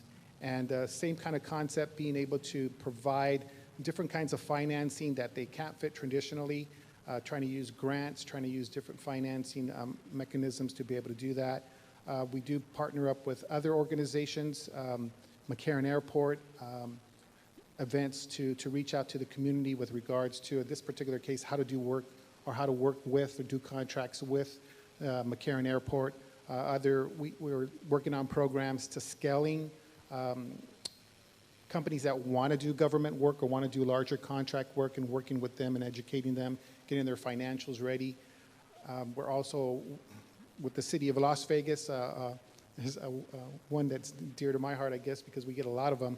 People wanting to open up a food truck, and the city is now opening up a space, I think it's December 2nd or something like that, in their location to kind of help the licensing part, all the procedures that they have to go through. So working with the municipalities, working with our sister organizations like SCORE and the Women's Business Center, and being that referral source that we are to SBA, because great majority of the time clients are calling SBA, especially during the CARES and during the pandemic, looking for assistance, and we're being that resource partner for them to be able to answer those questions. Thanks, Albert. So specifically with the center, we have something called the Southern Nevada Business Plan Competition, Albert, that we've hosted for over 10 years. We didn't host it last year due to the pandemic, but that's a business plan competition that anyone can participate in. We've had community members win it in the past. We've had students win it in the past. Its purpose is specifically around starting companies. We've given away anywhere from $25,000 to $50,000 in cash and another $50,000 to $75,000 in in-kind services, accounting fees, legal fees, things like that, to companies who win the business plan competition, ultimately have a purpose of starting a company. In fact, you can't actually get the money unless you actually start the company. And that's something anyone could participate in. We also have a lot of student-only business plan competitions. We have one we've got starting in February. We've got an idea competition that we're currently running now with student-specific. And then the other thing I mentioned before was the Rebel Venture Fund. If you had a company that is raising money, and these are typically what I would call scalable startups that's interested in raising money, you can go to rebelventurefund.com. You can fill out an application. It takes you to a link, and you can fill out an application. We have a couple students here who are directors of the Rebel Venture Fund, and those students will ultimately go through those applications, bring it to the committee in terms of the student committee, ultimately determine whether or not they want to see a pitch from that potential entrepreneur, and bring them in to do that pitch and decide whether or not they want to make an investment. The checks are relatively small. They typically invest between $25,000 and $50,000. And usually what happens is that if ultimately those investments are successful, the Rebel Venture Fund perpetuates, gets additional money to make additional investments. Those original funds were made through a donation to the university specifically for the Rebel Venture Fund, and we've raised additional money since that time in order to continue the fund. So my next question, I guess, is in your particular case, Albert, you go first this time. If someone wanted to engage the SBDC, how do they do that? What do they do to get in touch with someone in the SBDC? Well, we have a website, nevadaSBDC.org. And in that particular website, you have a tab on the left-hand side saying that new client or seeking advising. And then you go ahead and enter in your information, and then you're assigned, depending on the type of counseling or kind of guidance that you need, you're assigned to a specific advisor that has that specific specialty. We're part of a state charter, if you will. So there's There's rural advisors, there's advisors here in Southern Nevada and also in Northern Nevada. So depending on the specialty or the guidance that you're looking for, an advisor will then be paired up with you. You can also call us directly at SBDC at UNLV. We have our website as well there on OED at the Office of Economic Development. And I'm just reaching out to us through our referral partners as well. One of the interesting things when you hear Small Business Development Center, I know traditionally what comes to my mind is restaurants, and Albert mentioned food trucks and things like that. One of the unique things about our SBDC is because we have a need in our community specifically around, we have a lot of people building scalable startups who don't necessarily, we have, the city has resources, Startup NV, which is a nonprofit here in the state, also helps people that are building startups. There's a new organization called Startup.Vegas that hosted an event downtown just last week that was well attended. So there are lots of different organizations that might help people build scalable startups, but because the demand is pretty high in our community, the SBDC has taken a counselor, his name is Holland Wood, and Holland used to work at Intel. He's built a couple companies in his own right, and he works with companies to get them prepared to raise capital, because that's one of the big efforts the SBDC is focused on, is helping individuals raise capital. In fact, Albert's previous experience, you were the microlender in his previous role before he came to SBDC. So they try to help companies get prepared to receive capital, either through an SBA loan or through funding of some kind. And Holland has built, we'll call it a mini practice, I guess, inside the SBDC, where he works with people who are building scalable startups. And in fact, just a month or so ago, we hosted an event where we brought in a couple of venture capitalists, and those entrepreneurs presented to those venture capitalists. And a few have actually decided to make investments in those companies. So that's a bit unique, I say, from our SBDC relative to many, in that most SBDCs kind of are somewhat focused on what I would call traditional community-based brick-and-mortar businesses. But our SBDC has kind of built a little expertise around that as well.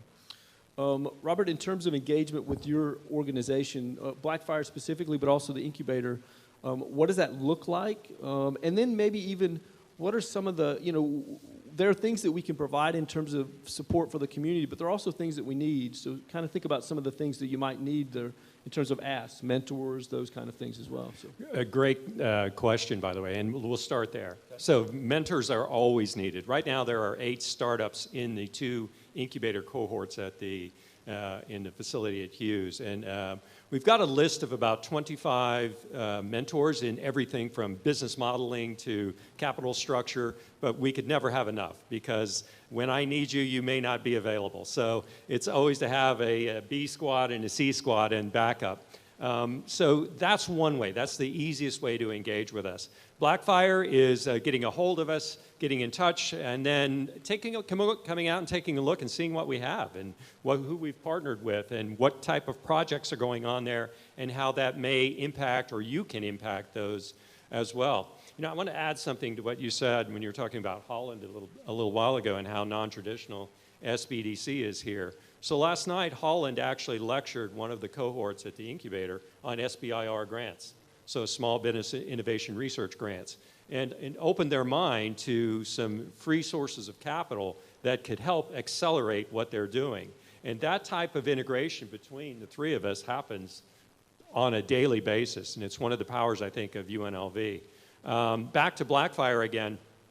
There are a number of ways. I do teach a class each semester. It's called the Innovation Lab, and it is a problem-based innovation course where it's multidisciplinary. So I have students from engineering, from computer science, from business, and from hospitality, et cetera, basically across campus.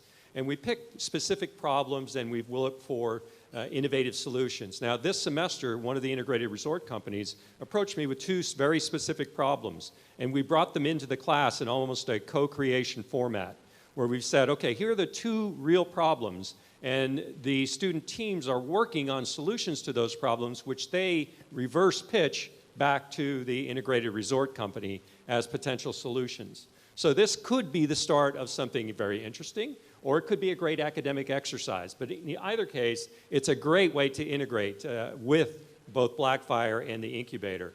I like the idea of this co-creation where we start with a real-world problem and then apply innovative thinking to solve it. And we see that in all of the programs we do, but probably more so in areas like Blackfire and the incubator.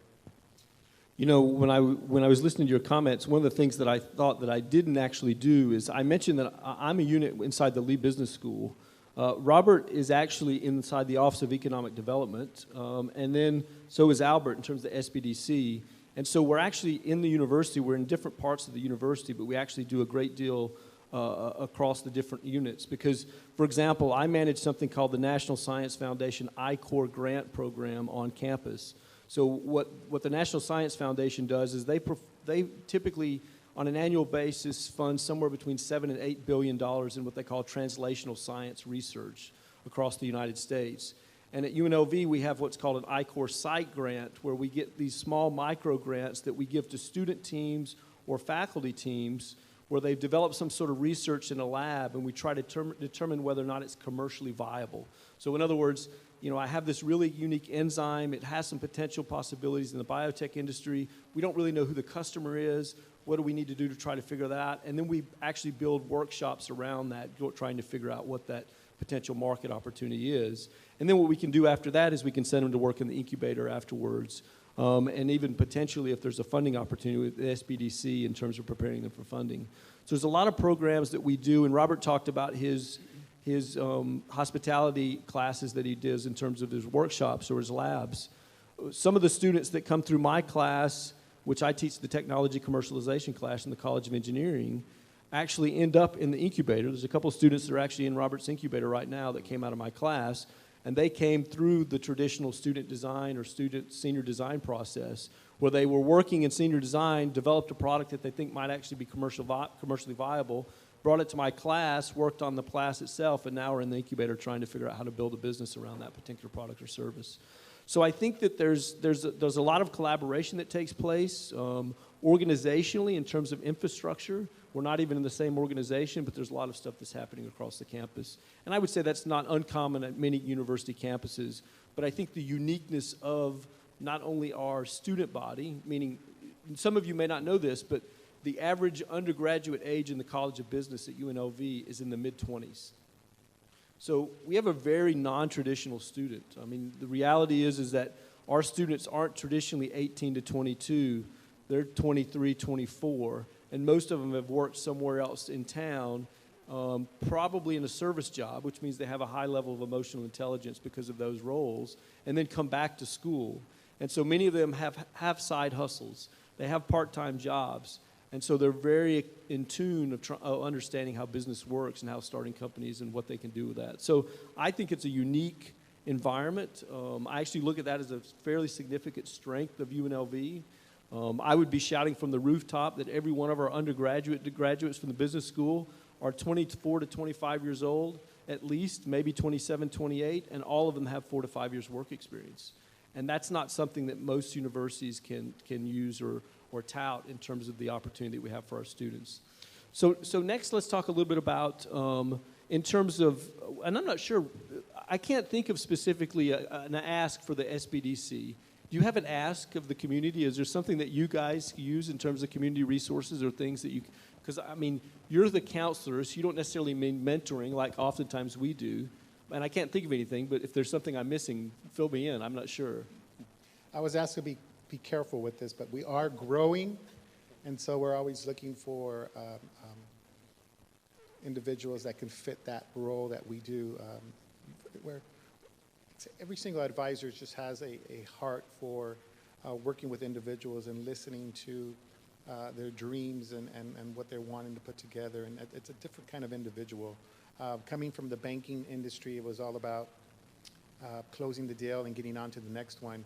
And it's been a small change getting, because I was a little bit different of a salesperson. It took probably a little bit more time than the boss would like for me to take with particular clients. But this kind of role that I'm in now, it just allows me to share that time and share my experience with the individuals. So yeah, we're growing. So an ask would be, if you know somebody that fits the bill there. I also wanted to take advantage of this little minute just to talk about our Rebel Forge group within SBDC, which is a student-led advising role just for students.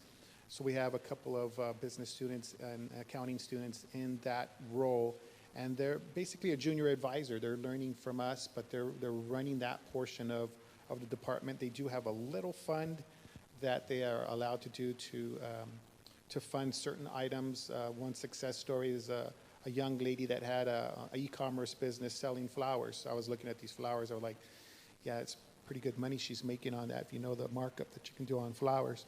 But just the student was able to assist her with some really basic bookkeeping. You'd be surprised with how long people have been in business and there's still bookkeeping problems. But just help her with a very simple spreadsheet, help her get some understanding of what she needed to do with her books, find profit margin, find her cost of goods, and just working on her with that. And we're able to fund a little portion of her business here soon, but these students are then encouraged to come up with the business case to convince me that we should fund them. So it's a great learning opportunity for the students. And again, there's interns that we also help become advisors as well. So we'd like to grow our own. But at this particular time, an ask would be some more talent to be able to help us, because we are expanding into different chambers and also different municipalities with regards to our offices. You know, I mentioned before the uniqueness of our SBDC. The counselors that we have at our SBDC are, I mean, we have Holland, who has actually started multiple companies and has gotten an SBIR and used to work at Intel. We got Albert, who used to work in finance, which is a big deal because most of these businesses are trying to find money, and he's one of the counselors as well. We've got other counselors that have started multiple companies.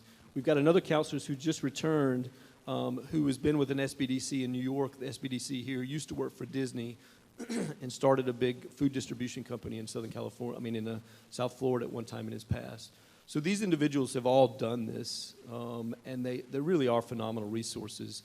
I don't think people realize the significance of the level of counseling they get when they show up. I can remember Andy bringing deals to me when he was with the SBDC before, and we would sit down and work with the entrepreneur, help them fine-tune their pitch, make sure that we put them in front of the right people that might have the opportunity to make investments. And they didn't always get investments, but the reality is they learned a lot either from the counselor or from those opportunities. So I can't say enough about what our SBDC does in terms of our community. I think that Albert, I'm sure, would tell you that the demand is way higher than the resources they have available. But they serve a tremendous opportunity in terms of entrepreneurs here in the Valley. So, Robert, if you can take just a few minutes, I'm interested. You know, Blackfire is such a unique organization or opportunity for Southern Nevada, because I don't think people understand the significance of the interactions that take place in that building. And let me give you an example. Last year we hosted something called the Lee Prize. It was a competition that the business school, with the help of Greg Lee and his family trust, provided $1 million, that we hosted a global competition to allow us to identify companies who are working on innovations that would allow travel, hospitality, and entertainment recover as quickly as possible from the pandemic. And we launched that competition in April, 1 month after we'd shut down our economy. And we attracted companies. We attracted 250 applications from all over the world.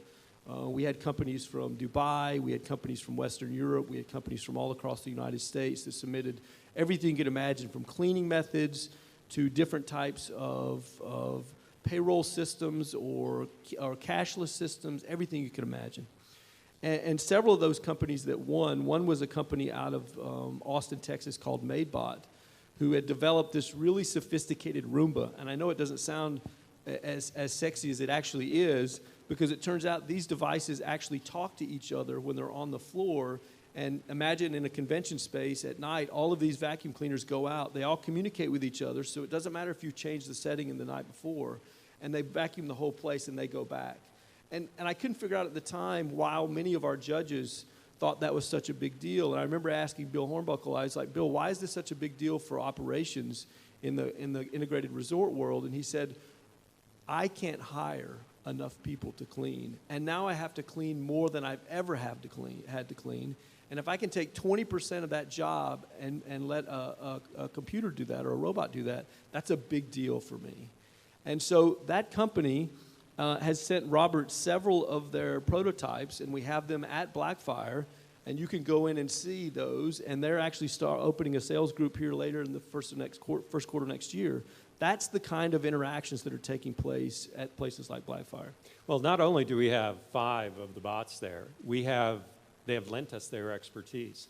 So we have two student startups that are working in robotics, and they've allowed them to speak to their CTO and chief of engineering to help them answer some questions. So there's this kind of relationship that happens at Blackfire that's not specifically just to help you scale, but we want something in return. We want you to help our endemic teams to prosper and to overcome some technical obstacle. And so Micah and his team at MadeBot have been terrific about this, always open to saying, yeah, happy to talk to your student teams. Let's hear what they're doing, and let's see if we can help them in some way. And we find that's true across all of the partners that we call them partners at Blackfire. And at last count, I think there are over 70, and that includes the big brands like, as I said before, Intel, Panasonic, LG, but it includes companies like MadeBot and companies that are occupying the co-working space down on the 3rd floor, which has become so popular, we're about to expand it into the other half of the 3rd floor. So this momentum that's picked up there is kind of an environment where these companies like MadeBot can come and begin their business development efforts into this market, and at the same time give back to us and help us accelerate what may be another game-changing innovation. You know, Robert has what he calls the hotel room of the future, is one of the rooms that are inside Blackfire. And you can take the panels off the wall because you can put new tech in the wall anytime you want to try to make adjustments to the hotel room. And one of the interesting things is one of the winners of the Lee Prize is a company called Perlin, which is basically built a 100% recyclable sheet. It's made of plastic, and you can't tell it's made of plastic. It feels just like a high-quality cotton material. And the idea is that you go into the hotel room, you sleep on a sheet that no one else has ever slept on. And when you leave, they take that out, they grind it down, and then they spin a new sheet, and they put a new sheet on the bed the next time. The water usage is like non-existent relative to what would typically cost us to launder sheets in our market, for example. And what's fascinating to me is, you know, he's actually rented an apartment here. He was from Sarasota, Florida, which is another obviously big hospitality area. From Sarasota, Florida, has hired a local individual to help run the team here. Has sheets on the hotel room of the future on the bed in the hotel room of the future. And the idea is that his exact words is, Leith, I don't think you understand, because I was like, why would you be willing to move here? And he says, in this industry, innovation happens in Vegas. And when it starts there, it spreads across the country. So we get adoption in Vegas, we can expand that across the country in a big way. And so they were grateful for the opportunity to participate in the Lee Prize. Those are the kind of interactions that are taking place inside that space. People are moving here just to participate. And I would add to that, and I'm glad you brought up the hotel room, because it's emblematic of what Blackfire does provide, which we have emulated an entire integrated resort in the top floor of that building. We have 2 hotel rooms, we've got a casino floor, we've got a food and beverage operation, we've got an entertainment space, all emulated at scale in a lab environment. A lab environment meaning we can pull the wall panels down and replace or insert some new technology to test it. We've got an operational sports book in there, we've got an esports arena. So it's created this environment where this technology can be tested in a very safe environment, which operators, which I used to be one, no, you can't. It's very difficult to do that when you have real guests and real regulation affecting you. Here, we have a lab environment. So we have a hotel room that nobody ever sleeps in. We have 2 of them, and they're fully functioning, and it allows us to evaluate these technologies and help these companies move them forward in a very risk-free environment. So now that we've hyped up some of the things that we do on our campus, one of the things I thought I would do is tell you about how you might gain access and be able to see some of these spaces. For example, the Trojan Center for Entrepreneurship and Innovation, we broadcast all of our events across all of our social media platforms. And so we're constantly hosting workshops that members of the community can participate in. Some of the stuff is specifically designed for students, so it's really not applicable to the community members. But if you want to find out about the events that we host, if you want to find out about the Southern Nevada Business Plan competition or participate or tell someone else about it, you can follow all of our social media accounts and find out when we open the applications and those kind of things. I know Robert, for example, and the SBDC, they host lots of events inside Blackfire.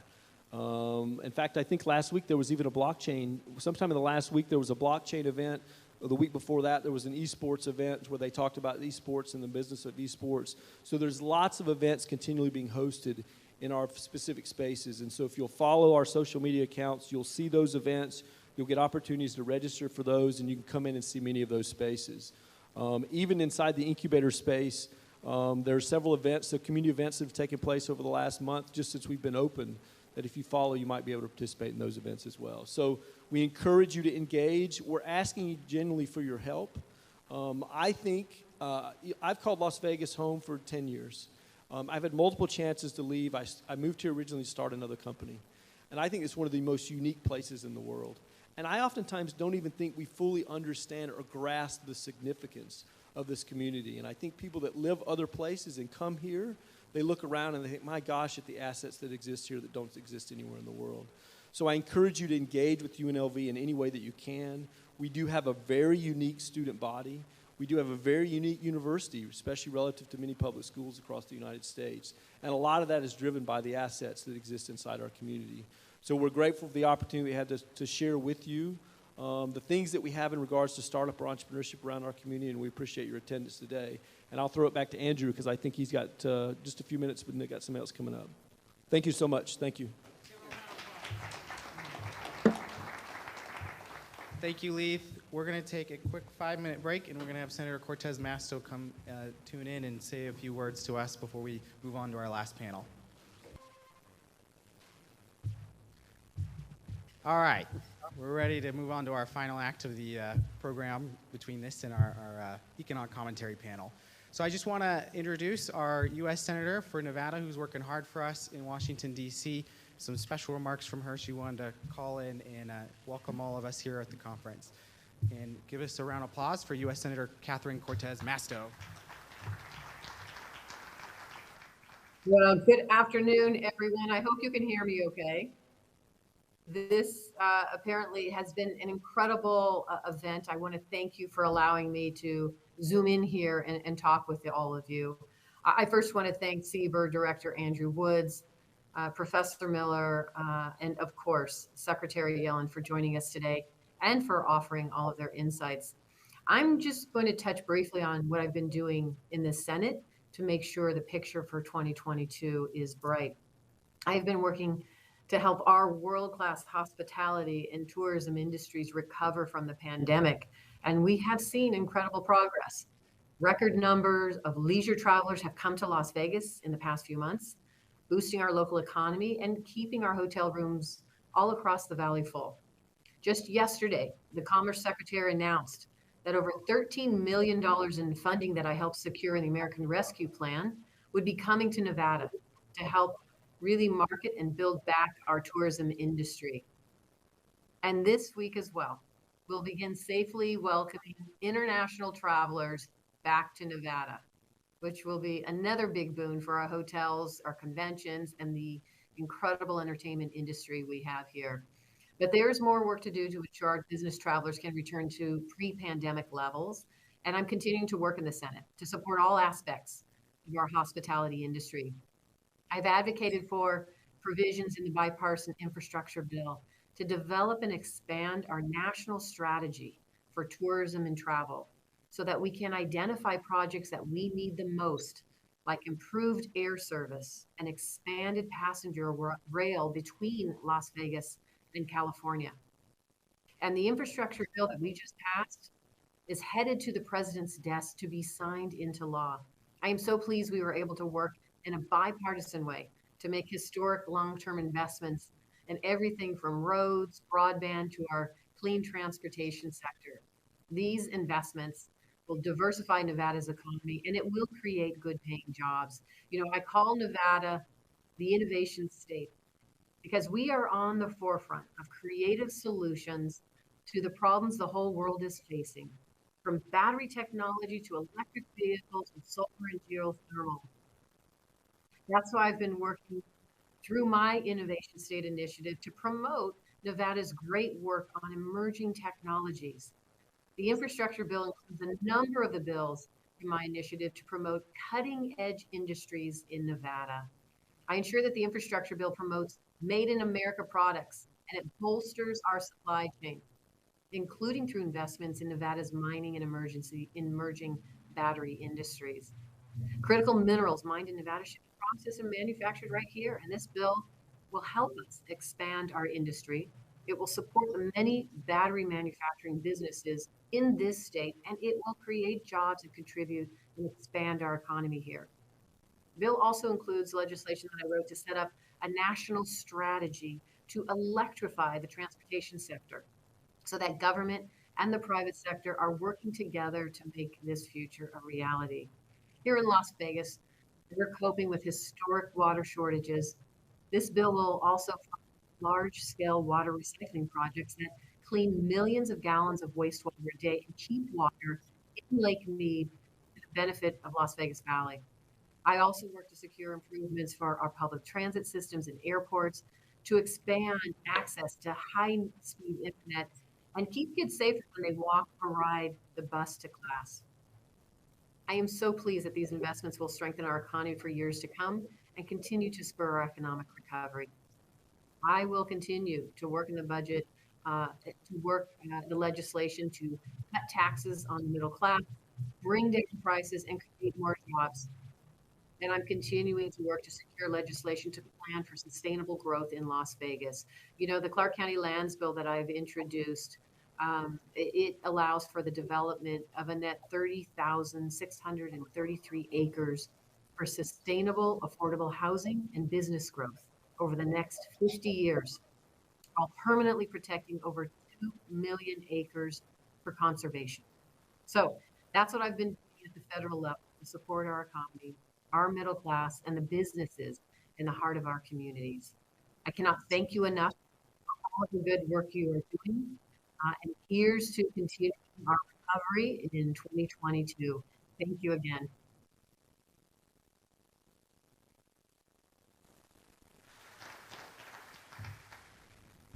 Thank you, Senator. All right, we're going to move on to the last part of our program here. I want to introduce Tina Quigley, who's going to be moderating on our economic commentary. And we kind of put together this panel to, you know, we come up here and we talk about forecasts, we talk about all this legislation that's going on in DC, and we hear remarks from our folks here working on our behalf in Washington, DC, our U.S. Senator. But I wanted to kind of bring together also folks who really understand what's going on in the business community, in the markets, and get their kind of sense of things and how everything's going. So Tina, if you want to come up here and introduce our panel.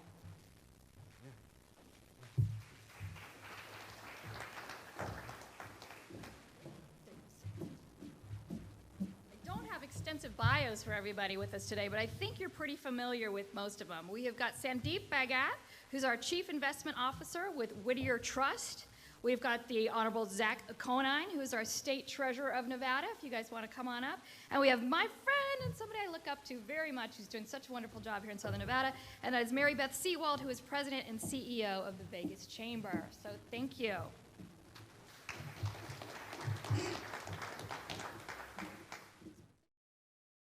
So you guys are troopers for hanging out with us all the way through the day, but I think this is a really interesting panel. We'll be able to kind of comment on a lot of the stuff that we've heard throughout the day, so thank you for sticking with us. I'm wondering, and all that you've heard today, what stuck with you? What do you think was missed? And what are your own thoughts for 2022 and 2023? Who wants to start?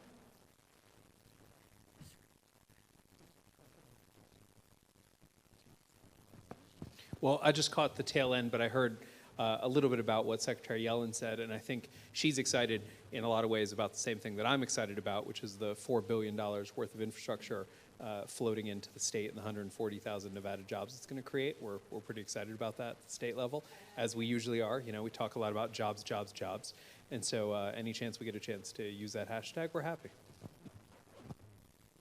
I would actually agree with that because that's one of the major concerns that we have at the Vegas Chamber, and we are right now facilitating the Good Jobs Challenge. And so for me and for our members at the Vegas Chamber, it's about workforce and workforce development, and we have a lot to talk about today regarding that, but I think that's probably the one key thing that we can look forward to in Nevada especially, is job creation. Hi. You will find me to be the optimist in the room. So as welcome as additional fiscal stimulus is, I want to leave you with an even more encouraging interpretation and another tailwind on that front. Not only do we have $550 billion in the infrastructure bill, the 1.75 in the 1.75 trillion in the reconciliation bill. We have plenty of monetary stimulus. We have low interest rates. The Fed is committed to keeping rates at zero for the foreseeable future until they are done with the tapering and the asset purchase program reduction that they just announced. Monetary stimulus works on a lagged basis. So the benefits of this will be felt for several more quarters, in addition to the fiscal stimulus that Secretary Yellen was speaking about. And as much as the previous fiscal stimulus seems to be behind us, and it was sizable, it was 5.8 trillion over the last 18 months, there is still a legacy. It wasn't just a sugar high. The legacy from that is a high level of consumer savings, and that will also provide fuel and thrust for additional consumer spending going forward. So I anticipate a very long economic cycle and bull market. So the hiccups of the third quarter, the Delta variant, the slowdown of economic activity that we saw were just bumps in the road. It's really a long road ahead. Okay, well, I'm going to ask a question for each of you, but since you kind of brought it up, I want to see if you can tell us more about your thoughts about inflation and also what happens if there's another pandemic outbreak. Okay, so we have a rule here. We cannot use the T word. Oh, so, yeah. So there are three possibilities that should concern us about inflation. First of all, will these high levels, to keep the theme of alliteration going, will it become runaway and rampant? Number two, will it remain stubborn and sticky? And number three, will it become eventually, let me go with transient and temporary? Yeah, so not runaway or the rampant variety. What we saw in the 70s was created by a supply side shock in oil and food. We don't see any precedents, any signals of that type of an episode unfolding. And then the answer to whether it will be stubborn or transient is actually, it will be both over the next 3 years. It'll remain high and elevated more so than the Fed itself is expecting in the near future. So be ready for inflation close to 4%, maybe 3.5%, maybe 3%. It will not dip below 3 until about 3 years from now. Transient, it must become eventually because you have powerful headwinds that will contain inflation in the form of technology, demographics, and global competition. So I'll invite comments on inflation, and then we can talk about the other part of your question. Yeah, I think broadly, from the Treasury perspective, we worry about everything. So seeing inflationary pressures, especially as they impact the Nevadans who have the least among us, right, and are less able to pay for those inflationary pressures is concerning.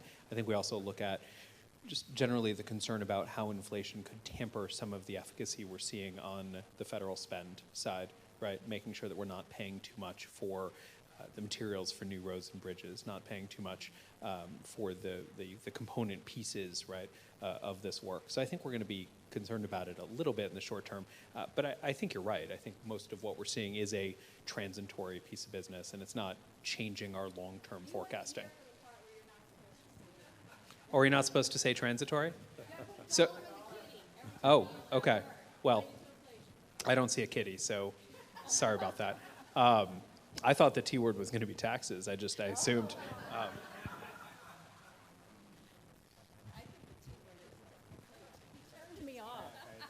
All right. I think the T word is taxes. Actually, yeah, yes. So I think, in terms of, I think we're going to see a lot of inflationary pressure as well. A lot of this is really we talk about it from a global perspective, also a national perspective, and then here at home we look at the labor market and we talk about jobs, and the listening tour that you all just finished. And so I think that's going to play a major role in how we look at inflation and how we actually respond to it. Thoughts about moving forward and the impacts that we might see if there's another pandemic outbreak as well. Do you think about that, and what do you think that looks like? Well, in terms of another outbreak, we're looking at the biggest chamber on a statewide level. We look at the Delta variant and the other variants that are potentially arising that are in the works that we may not even necessarily know about yet. I think there are a lot of things in place. Vaccination is huge. I think we look at Pfizer and we look at children being able to be vaccinated now between the ages of 5 and 12 and so forth. And we've got the antivirus pill and things like that. So I think in terms of the long run, I think we're never going to be back to, quote, normal. I think we look at the workforce and we're looking at the remote workforce and things like that. And the generation, I hear from our members constantly is that not only used to be that they used to joke and say the talent pool is very shallow. Now the pool is closed because they cannot find a workforce who is willing to come to work. And so I've jumped around a little bit, but I think it's all interrelated, and it's in terms of when we look ahead on a local level, it's a new normal. Yeah, I think we are trying to be mostly prepared and resilient for whatever the next downturn is, right? And maybe that downturn is pandemic related, maybe it's not. Hopefully it doesn't come with the loss of life that this last downturn came from, but there will be some other downturn in the future. And so the work at the state level is around building the sort of resiliency in systems, in practices, in stores, and backup, and making sure that we have a strong rainy day fund, which we will soon enough. Making sure that we've got that resiliency there, making sure that some of the systems that we saw just did not work at scale during this last downturn work. Things like replacing the unemployment insurance system, right? And building that kind of resiliency. I think if we're able to do that, we'll be more prepared for whatever the next downturn is. There will be another downturn. It's the nature of economies. Yeah, again, I'm more optimistic on this front. Look, we saw what human ingenuity and medical innovation did in the development of a vaccine in record time. None had been developed in less than a year. Each round of lockdown or shutdowns has been shallower than the previous one. Pfizer's antiviral oral drug is a game changer. So this is the beginning of the end of the pandemic. It will morph into becoming endemic. And I dare say by the middle of next year, things might be back to business as we knew it pre-COVID. So this is pretty inspiring, right, to hear from these three. And I feel like there's a consistent message there that things are, in general, there is no kiddie, like Zach said, transitory. They are short-lived or short-lived, and that you each appear to be in your own worlds optimistic moving forward. One last question for the group, and I think you've probably already answered it, is what does a combination of supply chain problems, wage growth, inflation, high unemployment, and yet a tight market of job takers mean for tourism and Southern Nevada's economy? It's a lot of words in there, but basically in this cataclysmic perfect storm of things that are going on, what do you think that means moving forward here in the short term for Southern Nevada? As much as things may have improved in the recovery so far, I think for Southern Nevada, the best days are yet ahead of the region. What is going on? You're just trying to end this on a high note. I told you I would be the most optimistic person on the stage and for the whole conference. So listen, international travel just began a couple of days ago. So you will have an influx of tourists, not just from across the country, but from overseas as well. Las Vegas is more cyclical in nature. It's more sensitive to economic activity. It suffered more on the way down. It will rebound more vigorously. And because it was deep-rooted, this recession, and its impact was so profound and so pervasive, it has taken us some while to find our footing. And I think this economy is just finding traction. And I'm extremely bullish for the next 2 or 3 years. I would absolutely agree with that, if I may. This community is extremely resilient, and I sit on the board of the LVCVA as well. And so, as we all know, the local tourism, domestic travel started first, and then now we just recently are able to open up our borders. We're able to drive now from Canada and Mexico, and now we're able to receive tourists on a more global level as well, as long as they're vaccinated. And so, in Las Vegas, of course, we have an infrastructure set up, and so when we're able to go back to getting the tourism re-inspired and also rebuild our conventions, I think and we're well on our way to doing that now. And so I would agree with you. I'm also bullish that the fact that we are now already seeing, we also have the Pro Bowl coming up. We have NFL Draft. We have CES. There are so many things to look forward to, and I think it's just the beginning. Generally agree, although if we can't say transitory, we should definitely not be able to say cataclysmic. Okay. Because, I mean, that's... but I think broadly, we're bullish. We see gaming revenues continue to exceed expectations. That's because not just a combination of pent-up demand, but we frankly just have a better mousetrap, right? And so continuing to invest in this community, continuing to ensure that tourists can get here and have what they need. I think all of the factors that you mentioned are important, and they're friction points, right? And they might bite into profit margin a little bit, and certainly figuring out ways that we can make jobs attractive to workers is a big piece, I think, of everyone's work in the private sector, and figuring out how to not get in the way is a big piece of our work in the public sector. But I think we're all pretty bullish. All right, bullish. It's a ka-ching. So, Mary Beth, I got one for you. You represent hundreds of businesses across Clark County. We heard today from CBER on their Business Confidence Index that the #1 most concerning issue is finding qualified employees, followed by economic uncertainty.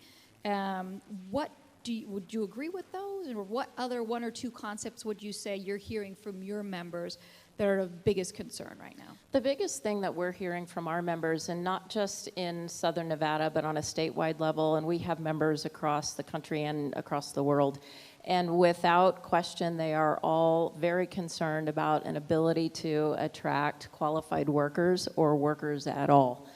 And so you have people. And were you going to ask a question? No, I was going to say, and that's that's been a consistent challenge for Southern Nevada for many years. It has been, but the pandemic has emphasized that even more because there were a significant number of individuals who just didn't want to go back to work for various reasons. And we've done polls of different individuals, whether they're employers or employees, and that's been the overriding message. The other big concern of our members is supply chain. Products. So you have people and products, and without people and without products, you have no profit. And so the business is employers are struggling just to keep their doors open. And so when you add on top of that these problems, it's just very challenging. And so we've been doing everything we possibly can to shore up that dire need for both people and products. Okay, well, do you think that leads into my next question then? Is that, and also CBER, again, as part of their Business Confidence Index, they shared with us that last June when they did their survey that everybody was optimistic on business conditions in the coming months, and that a large percentage predicted a full economic recovery in 2022. Now, these latest numbers that they just presented today showed that there was a bit of a more pessimistic attitude, and that over the coming months, and that there'd be a sizable shift. The recovery actually wouldn't be until 2023. What would you say caused that shift amongst businesses that the results of this survey would be so different? I think one of the bigger things that caused that shift was we were all in a place where we were very eager to have the pandemic behind us, right? Last June, we were starting to see the numbers going down finally, and everybody got very optimistic. They were looking at a positive economy. Then, it's like taking 2 steps forward and 1 step back, and then the numbers went back up again. So people were a little bit more nervous. And I think, the Delta variant played a role in a little bit of pessimism.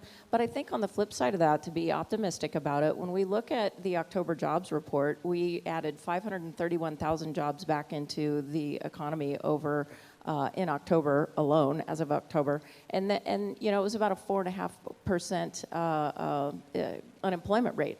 And so that's pretty good. That's pretty positive. And so I think that just those positive aspects maybe haven't caught up with individuals lately and consumers as well. And so I think, like you said, it was negative at first. It was positive at first. Now it's kind of a little bit negative, but I think we're seeing some economic trends that are going to force us positive again. Nice turn. See, I was trying to take you down a path and you went bullish again. So nice. All right. So, yes, Sandeep. So the Delta variant did slow economic activity down in the third quarter, but as the quarter closed and we saw a glimpse of corporate profits, it turned out that profits were largely unaffected. Not only were they unaffected, they came in surprisingly strong. And looking ahead to the fourth quarter, a real-time metric of GDP or economic activity is now projecting GDP growth of 8.5% in the fourth quarter.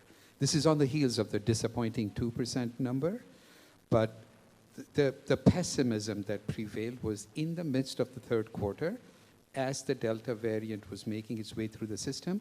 As we speak today, it is behind us.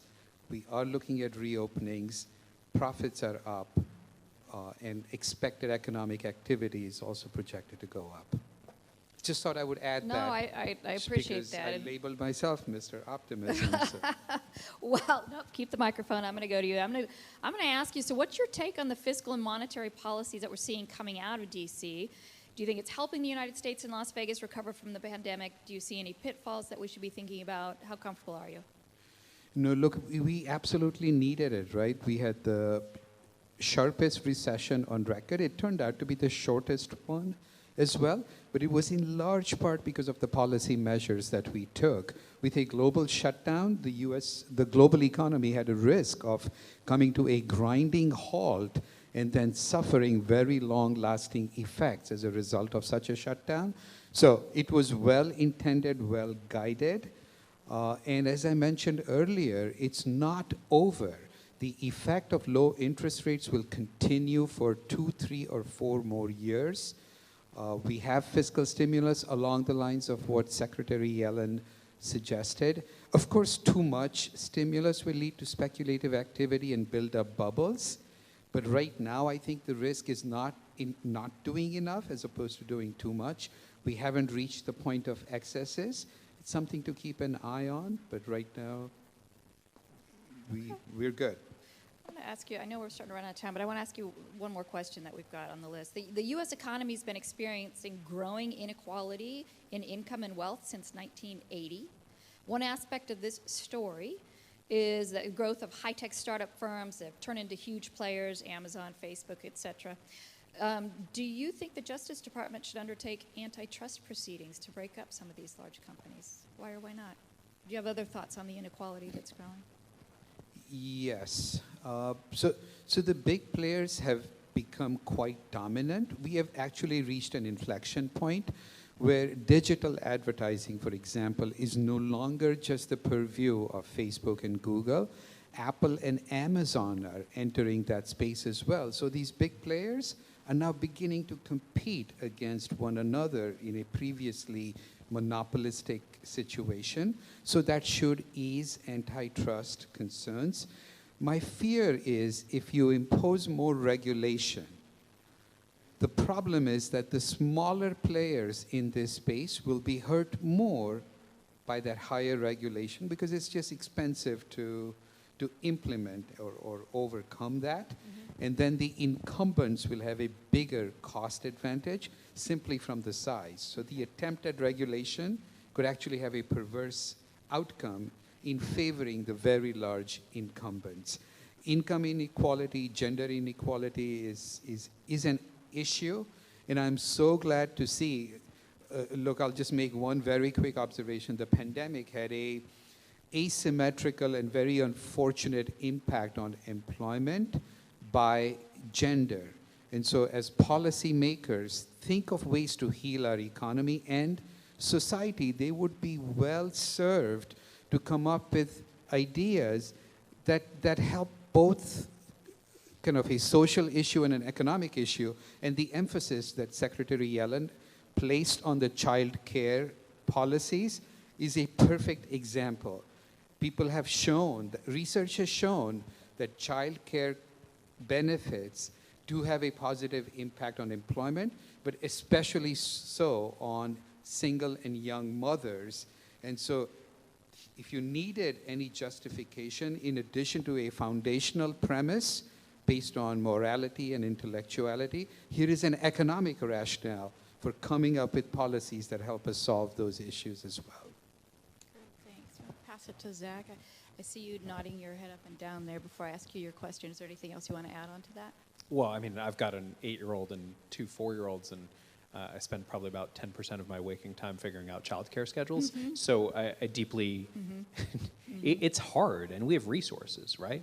And just today, actually, they announced that the $222 million from the ARP bill that came in for childcare is starting to go out in the form of grants to childcare providers and families who need it. One of the things we heard the most on the listening tour all around the state was the need for childcare. But it was different in different places, right? Some places needed more providers, some places needed facilities, some places had facilities and providers, but needed the money to operate. And so I think the more work that could be done there, shockingly important, right? And we know has returns. I think separately in that, and to the question as to, are we worried about too much stimulus?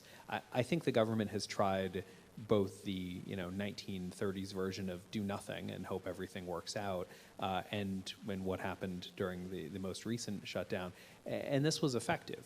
Now, obviously every recession is different, but I think that there is a benefit of the federal government saying, especially in this kind of context, we need to keep people okay so that they can recover at the end of it, right? So that they're getting back from a neutral place as opposed to getting back from a big hole. Certainly a lot of the work on the state's perspective, whether it was our $102 million pandemic emergency technical support grant program, the PETS program, the work that we've done to try and keep people in their homes from an eviction or foreclosure mediation process. I mean, all of that is intended not so that people get a windfall, but that people stay at a neutral place so that they can rebuild when they have an opportunity to. Yeah, please do. Yeah, if I could just add to that, on a local level, I kind of we go global, state, local. So we just finished a survey of our members, and of the members who participated in this survey, 46% of them who had children who needed childcare said that one of the reasons, the biggest reason that they are having a hard time going back to work is because of childcare, right? No big surprise. And so the Chamber is working with County Commission Chairwoman Marilyn Kirkpatrick to identify funds and ways that we can provide childcare to those parents so that they can go back to work. And we're looking at, we just had a meeting today about how to provide these childcare services to these families, whether it's mobile childcare, whether it's on site, and then we also did a survey of employers too and found some very specific findings about what they can and cannot provide, but would provide if they had some funding or assistance. So that is an enormous barrier to employment for our locals. All right, thank you for that very thoughtful answer. And as a parent myself, although my kids are older, I can completely identify with some of the challenges that the families are feeling. All right, so Treasurer Conine, you are responsible for the state's bond rating. How much of a challenge was that during the pandemic, but which is one thing, but I also want to know, what do you see going forward for Nevada's credit rating? Well, I mean, if we knew what I saw going forward for Nevada's credit rating, I'd probably be making more money than the public sector pays. But Separate than that, so yes, so the Treasurer is responsible broadly for the state's credit rating.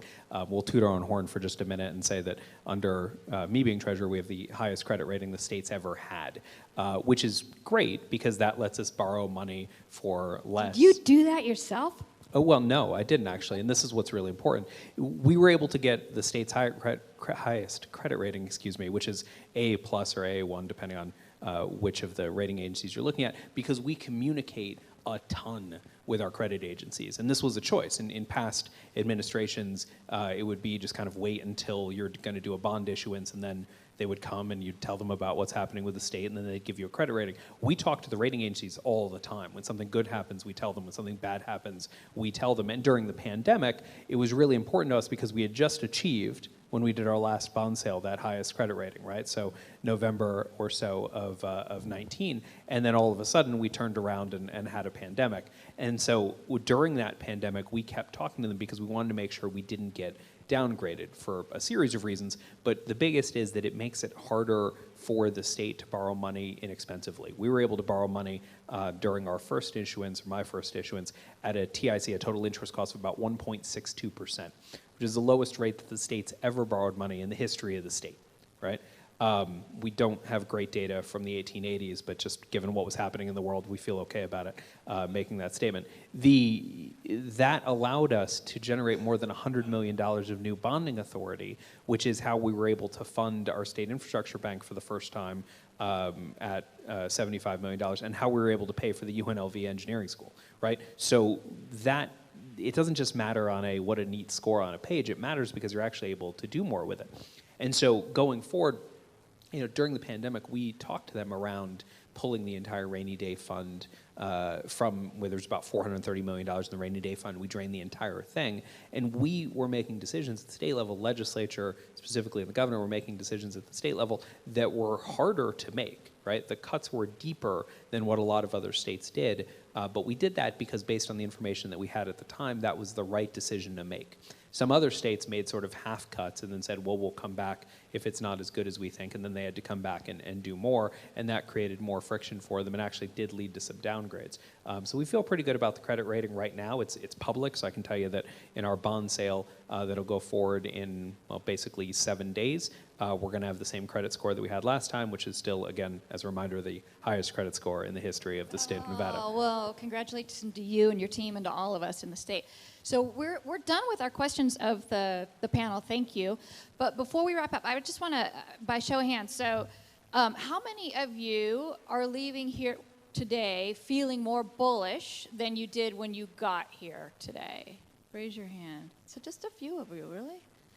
So did you already come, let me ask this then, because I got to ask some follow-up questions, because I feel more bullish than I did before.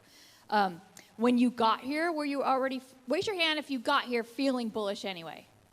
Oh, because you people are probably really smart, right? You're like all insiders. I only know what's going on in the paper, so. Oh, yeah, we should have. How many of you are leaving here today feeling unchanged? You're kind of the same as where you were. So, okay, all right.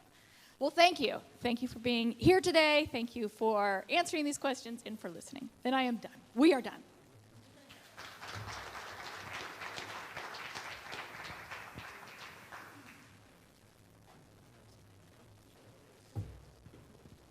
Thank you, Tina.